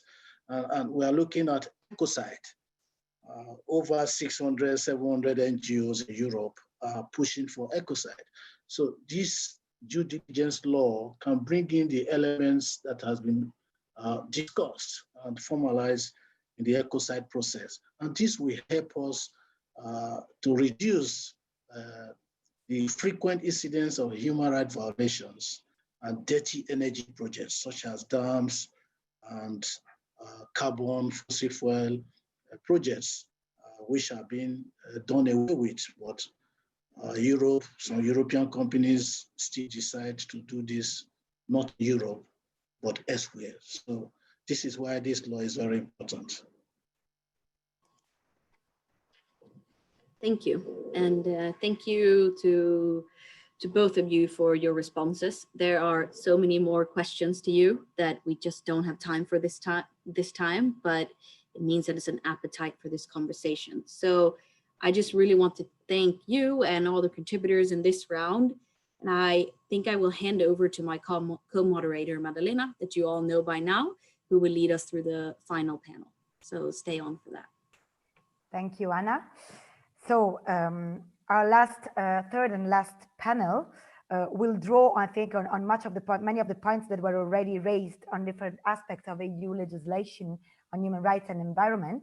And I think it will be particularly interesting to listen now to our next two keynote speakers, because they represent two key stakeholders in this process, business and civil society. So let me welcome Susan Stormer, Chief Sustainability Advisor VP at Novo Nordisk, and Sandra Cossart, Director of Sherpa. You have 5 minutes each, and I'm afraid I will have to be very strict with the time because we are running a little bit late. So I will start with Suzanne. Novo Nordisk has already been quite clear in publicly supporting a mandatory human rights and environment duty of vigilance legislation at the EU and international level. So is conducting human rights and environmental due diligence something we can reasonably expect from companies? And why does Novo Nordisk support this mandatory initiative? And also, what are the elements of such legislation that would, in your opinion, make it more effective? Thank you for your perspective. Thank you so much for the invitation and for my role here today. I have listened to the conversation, so I will do my best to not iterate what has already been said. But let me just start by saying that I'm really encouraged by the speed by which we have moved from talking about whether we should have mandatory due diligence to now be discussing how this can effectively be put in place. And here I think all the credit goes to the tireless efforts of the civil society organizations, not least organizations such as Sherpa that my fellow panelist Sandra represents, because those concerted efforts have also won the backing from influential investors and policymakers, and maybe less vocally so by business. So let me also say that we fully support the UN guiding principles, and as part of that, also the emphasis on due diligence as a core element. So very briefly on why we support mandatory legislation, maybe just to introduce to you the company I represent, Novo Nordisk. We are a global healthcare company. We're headquartered in Denmark. We have a long-standing active commitment to respect of human rights. And we've taken a values-based approach to doing business all along for almost 100 years. And what we have made differently than many companies is to anchor the principle of being respectful of people, communities, and the environment. We've anchored that in the bylaws so that it is in fact law in the sense of the company. So that's about how we do business. And that's a very important aspect of holding ourselves accountable to stakeholders. So we did this as a voluntary move, and then you may ask, why do you then argue for regulation? Because there were no international standards that required us to do so. So for us, it was just the right thing to do. It was just good business. But the mandatory has three main arguments. So one, there is a value in creating a level playing field. That's been said on several occasions in this webinar as well, where the same standards apply to everyone and are consistently implemented. So it's not each company to have to develop their own setup. So that is what is necessary in order for us to achieve those objectives we all are aiming for. We were one of the very first companies to welcome and support the UN guiding principles, and we generally lean on international standards. So that's number one. Number two is that it sends a very strong signal to business that this is important and essential if you want to have a well-managed business. And there's ample evidence that companies that actually address the salient issues are also the ones that perform better overall. So there actually is a business case for it. It's an incentive for management to prioritize, to do the due diligence, to allocate the necessary resources, and to ensure that there's robust governance and oversight. So in the case of Novo Nordisk, we have, for instance, established a compliance office that develops and oversees adherence to what we call our business ethics compliance framework. It covers anti-corruption, respect of human rights, and it's built on the UN guiding principles and other applicable requirements. And by considering it a matter of compliance does make a difference in terms of management attention and the robustness of the governance setup and monitoring. And it also creates simpler processes internally. Where we used to have several tracks, we now have one. So it gives us a much better insight and oversight so that we will in fact know our impacts and address those impacts more effectively. And here I would just also give credit to the European Commission for introducing the double materiality approach, because that's where you take the lens and point it the other direction. So you don't look only at risk to the business, but also at risk to people. And then thirdly, coming back to the UN guiding principles, currently what is mandatory is reporting. It's not the due diligence. And that's kind of ironic because reporting can drive performance, but putting regulation with reporting is the same as wanting to limit greenhouse gases from incineration rather than eliminating the source of pollution in the first place through cleaner technologies. So that's why my point about how mandatory due diligence should be introduced at EU level and how it could be most effective would build on the comments by Commissioner Reynders. Because the UN guiding principles, the OECD guidelines, and the ILO conventions must be the foundation. But what we can also do is to find the answer in the sustainable finance taxonomy, which is well developed on the part of environment. But what I would like to see is that we establish an additional pillar in the taxonomy, namely one that covers the health and well-being of human beings with social equity as a foundational principle. And this would be something that would also address the comments made by Bjørn Bøning on decent work and global supply chains. So that's where the elements of the taxonomy of do no significant harm and substantially contribute are fully compatible with the approach that we are taking at Novo Nordisk and which more and more companies are embracing because it resonates really well in a business context. So I would argue that we should build on that taxonomy and then also as a final point, lean to the task force on climate-related financial disclosures, because this is looking at it as a governance matter. So it's not just something that should be anchored in the non-financial reporting directive. It has to be tied with good governance with the duty of the directors. So I think I'll hold there and look forward to the questions afterwards. Thank you very much, Suzanne. So let me turn now to Sandra. So Sandra, France has the first and most developed due diligence law among EU members, and Sherpa and many others were central to its approval and now to its implementation. So maybe you can offer us some lessons from this experience for this European process. And also you have an extensive experience in working to try to guarantee access to justice for those who are affected, mostly by violations linked to business activities through litigation. In light of this experience, what are the ingredients that you think are needed for a European legislation to make a real difference for affected communities? Sandra, the floor is yours. Well, thanks. And let me start by saying I'm very honored to be speaking on behalf of a wide coalition of civil society organizations that includes hundreds of NGOs and consumer organizations as well as trade unions. And indeed, we've reached a momentum for an EU legislation on corporate accountability. For almost 2 decades now, European civil society has exposed cases of corporate impunity for human rights and environmental violation.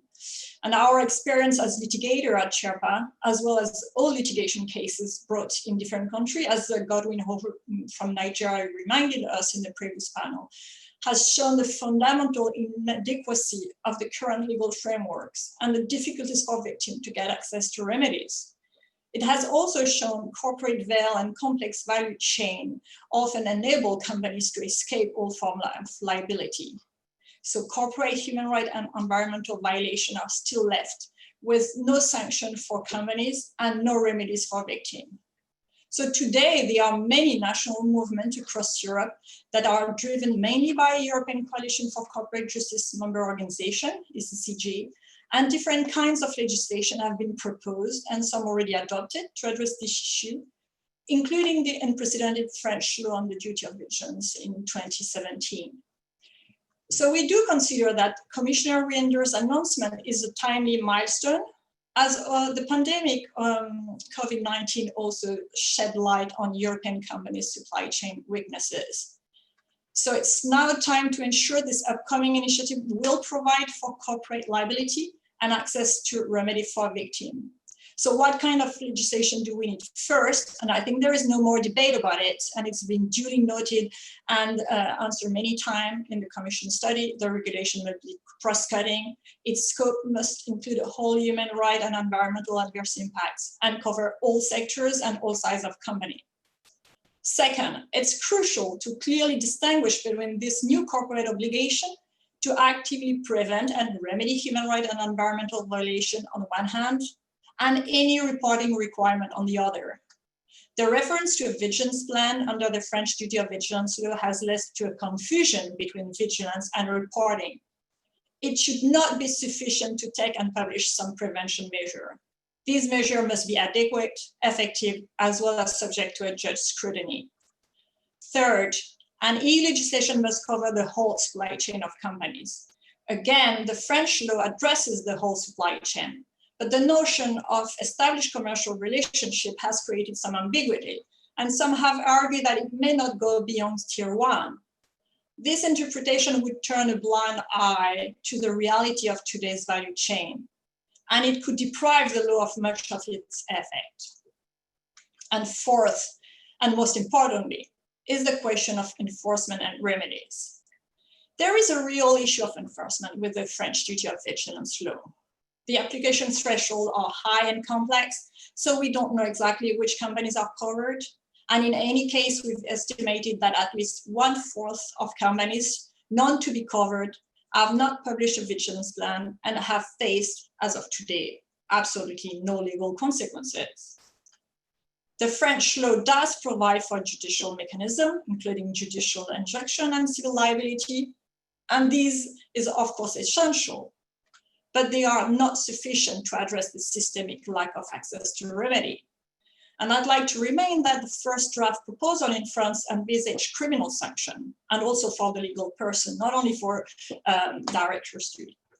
So first, I really think it's time we question the principle that a parent company cannot be liable for violation committed by a company that it controls.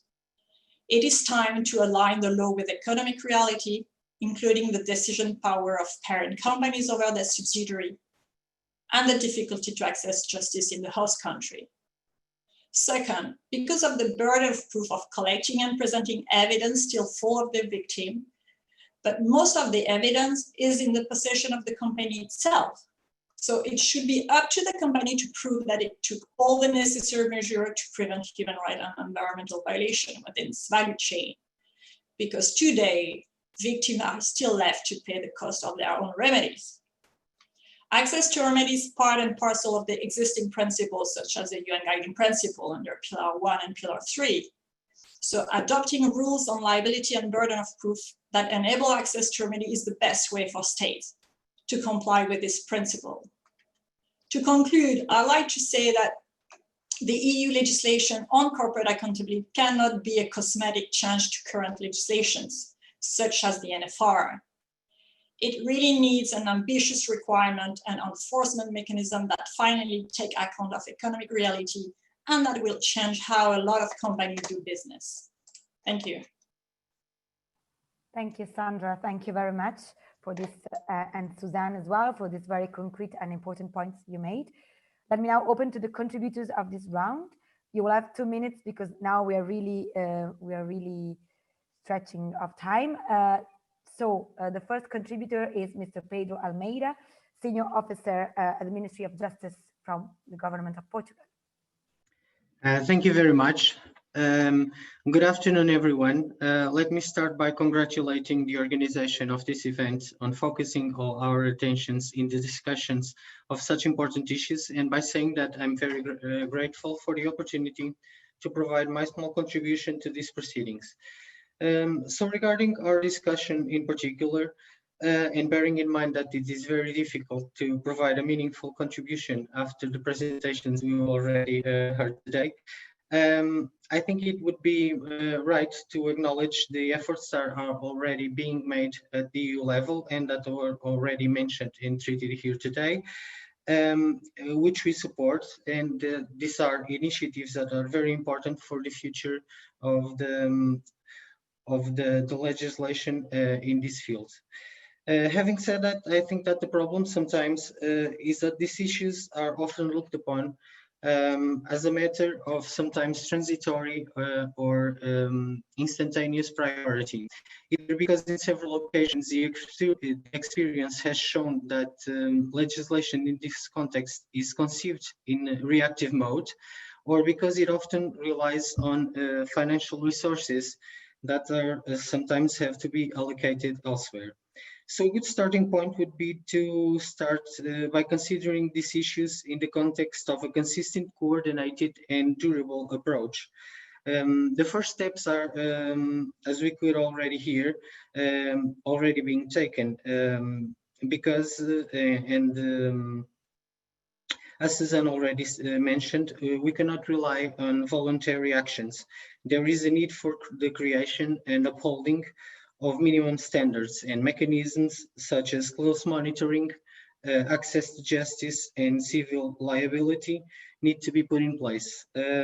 Also, it is necessary, I think, to gather all the necessary tools for the creation of clear and effective legislation in this context. So it is, of course, important to adequately involve all the relevant stakeholders, but also to have a coordinated approach that considers all that's being done also outside of the European Union. It would also be necessary, I think, to gather all the human and financial resources. And finally, I think that it could be interesting to look at some new tools that can help us in making this legislation and the measures that are going to be put in place to be more effective. I'm referring, for example, to new technologies such as AI or blockchain that could give us very good tools and applications in our endeavors. So in conclusion, from our side, Portugal in its upcoming presidency is of course committed to giving its full contribution and to carry on the work that is already being made and that will be made meanwhile in these issues. And that's all. Thank you once again for the opportunity, and we look forward to the new developments on these issues. Thank you. Thank you very much, Mr. Almeida. I will now give the floor to Odile Roussel, Special Representative for CSR at the Ministry of Foreign Affairs in France. Thank you. Good afternoon to everybody, and happy to be on board for this conversation. As it has been recalled, France has adopted a smart mix policy combining both voluntary measures and compulsory measures, in particular with the adoption in 2017 of the law on the duty of vigilance of parent and ordering companies. This law establishes a binding and general duty of vigilance covering all sectors for companies above certain thresholds.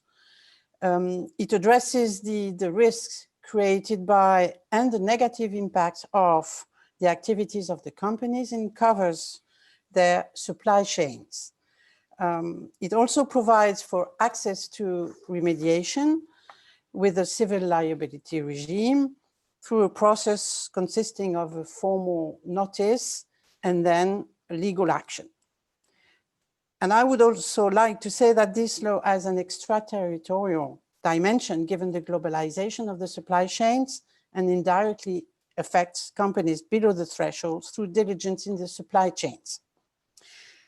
As far as the European level is concerned, France is supportive of such smart mix policy at the European level, uniform for all EU companies and consistent with the international standards, and notably with the adoption of a legally binding cross-sectoral legislation on due diligence as part of a broader and ambitious CSR strategy.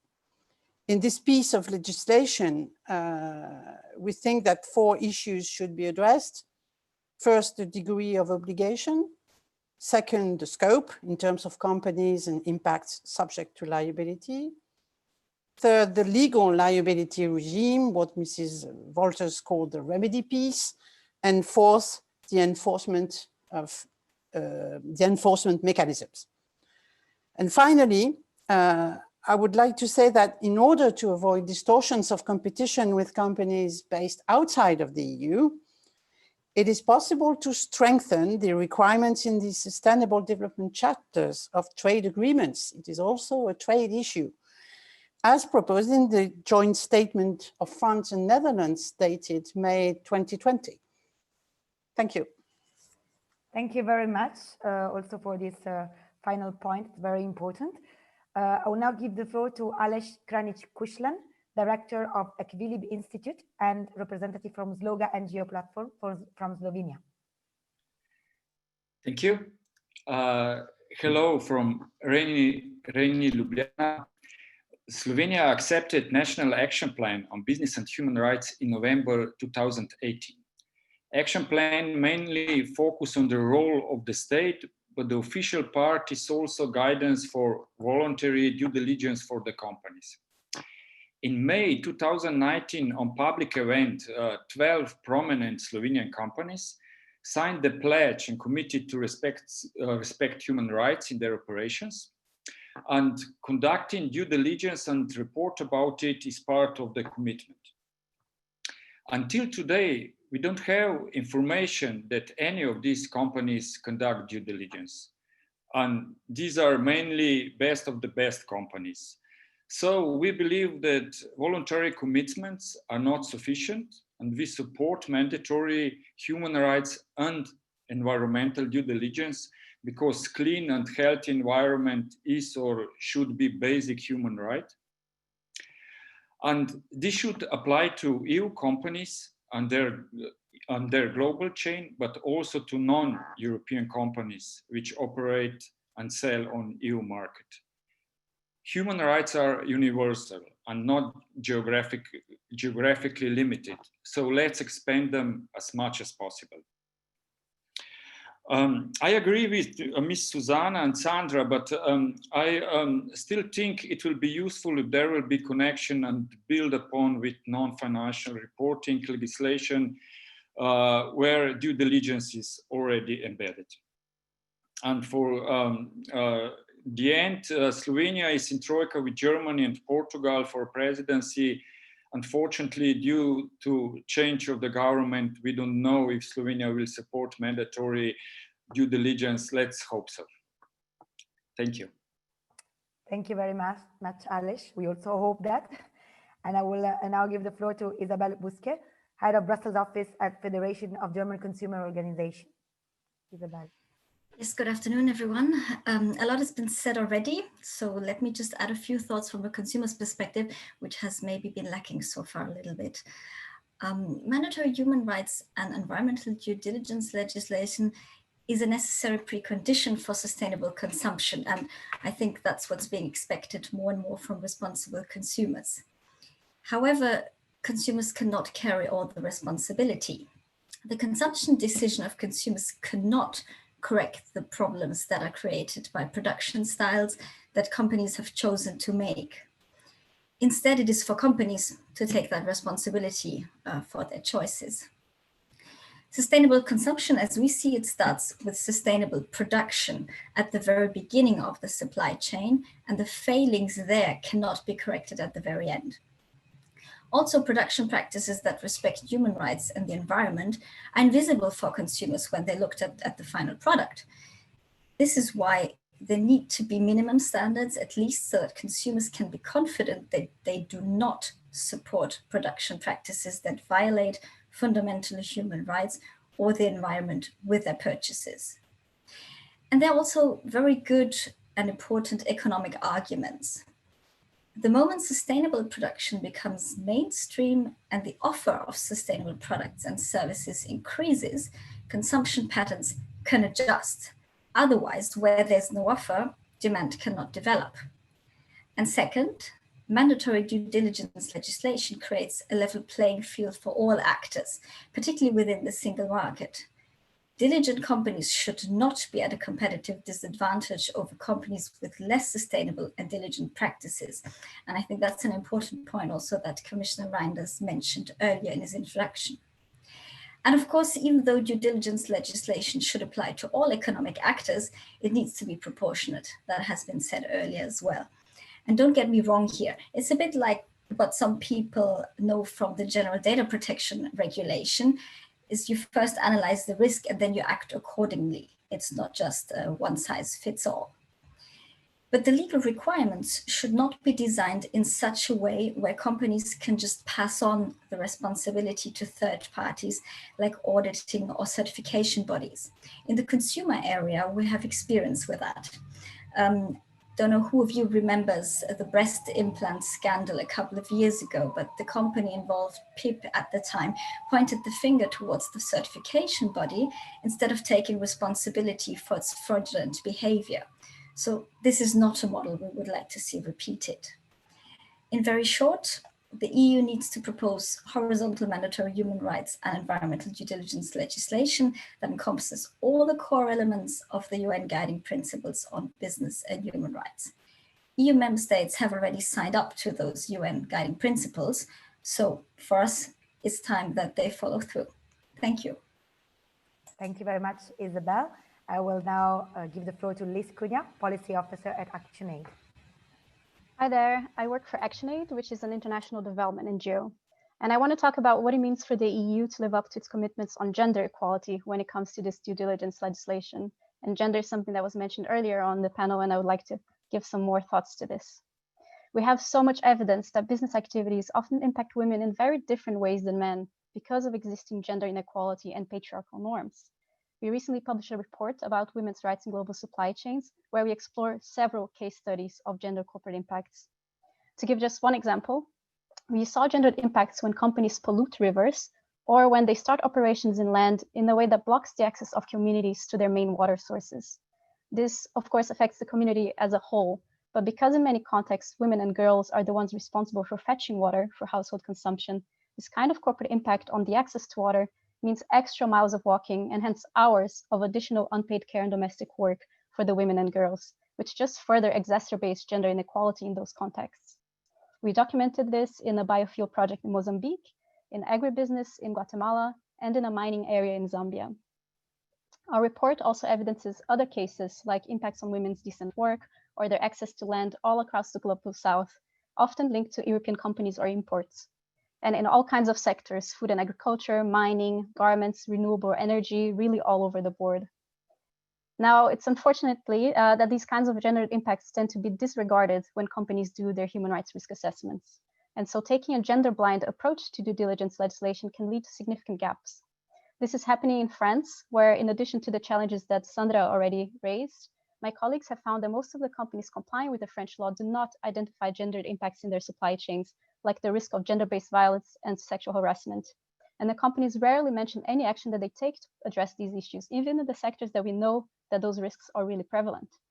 So I urge EU policymakers to not make the same mistake, but to rather mainstream gender throughout the plan measures now.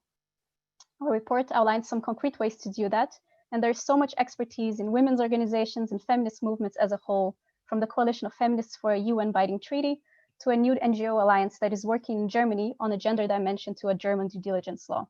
So my appeal is for all EU co-legislators to make sure that women are properly consulted throughout the design of this due diligence framework. Thank you. Thank you, Liz. Thank you very much.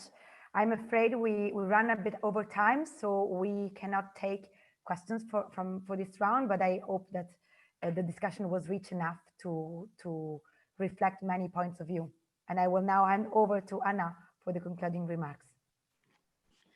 Thank you, and big thanks to everyone. Before closing, I'd like to share some final reflections on what we've heard today. In the beginning of the event, we heard about how the coronavirus has indeed exposed the human suffering and environmental damage in global supply chain, and on the need for an EU legislation to go ahead as soon as possible while being as effective as possible. It was clear from the interventions made there that there is a belief that such an effective legislation could indeed contribute to a just recovery. This was highlighted by both the Commissioner and the State Secretary Böning, amongst other speakers. We also heard that there is a broad support and a push from different actors and EU member states on the importance of adopting an effective EU mandatory due diligence legislation. There is a real recognition, and I think we can all feel that there is a momentum for this now, and a momentum that we can't afford to lose. So I'd like to remind everyone, and also the member states representatives here, what we heard from the German State Secretary Böning about the importance for member states to work together towards adopting strong council conclusions on a due diligence legislation. It's also important that we get this legislation right from the beginning. So what we've discussed here is, what would an effective such legislation look like then? And I've gathered the few points that I picked up from the participants today, and it became clear that it would at least have to be a cross-sectoral legislation, something which was stressed by most of the speakers, including the Commissioner and the State Secretary. But it must also be specific enough to address some of those issues that are specific to certain sectors. The legislation must also cover all companies active on the EU market, not just companies registered in the EU. Reinders stressed this, and we heard from Ms. Wolters about the importance of also including SMEs in high-risk sectors. From Oxfam, we heard about the importance on applying this legislation to all levels of the supply chain. I think that counting up, I think I heard that all speakers agreed that the very aim of this legislation must be to change the behavior of companies. And in doing so, companies must assess whether they cause, contribute, or are linked to any harm, including considering through their own purchasing practices. We heard several times that the legislation should be leveling the playing field. We heard this from several speakers, including Mondelez, Novo Nordisk, and the representative from the Investor Alliance for Human Rights. In addition to that, we heard from our speakers that throughout this, any due diligence process must be consulting with affected stakeholders throughout the entirety of and the different stages of the due diligence. ActionAid just reminded us of how to shape this legislation with a gender-sensitive perspective, including women and girls. I have two points, final points. There were a lot of points picked up, but on key elements to include would also be the importance of establishing the company's civil liability for harms if they fail to take adequate measures as a result. I guess I could just use the words of Francesco Tramontin from Mondelez, who said, "Cocoa is ready, hold us liable." And then we've heard from several of our speakers on the need to eliminate the barriers for access to justice and ensure remedy for those that are affected by corporate abuse. Manon Aubrey reminded us of this. Godwin Ojo and Isabel Sherman, all three of them stressed the need for a reversal of burden of proof for victims. So those are some of the elements that we've discussed today on answering to the question of what an effective legislation could look like. I think we've also seen clearly today that there is a lot of expertise within different stakeholder groups. that can and must be taken into consideration when this legislation is being shaped. I think that a consultation with stakeholders, of course, including civil society, will be key. And we heard here from both Commissioner Reinders and from Lara Wolters from the Parliament that there will be upcoming consultations with stakeholders. So we look forward to those.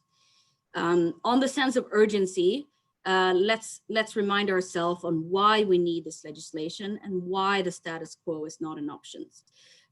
We currently see severe human suffering and environmental damage due to corporate abuses, and this can't go on. To use the words of Mr. Godwin Ojo, an EU due diligence legislation was due yesterday, and I cannot stress this urgency enough. So thank you everyone for a very rich conversation. On behalf of the organizer, FIDH, ECCJ, Oxfam, Cora Network, and Bread for the World, I want to thank all of our keynote speakers, all our contributors, and each and every one of you attending this event behind your screens. Thanks for posting your questions and sharing your thoughts in social media. Let's keep this conversation going and let's keep this momentum. Thank you so much. And if you have any questions or comment afterwards, don't hesitate to contact the organizers. The recording will also be made available online. A big thank you, and we now close this event.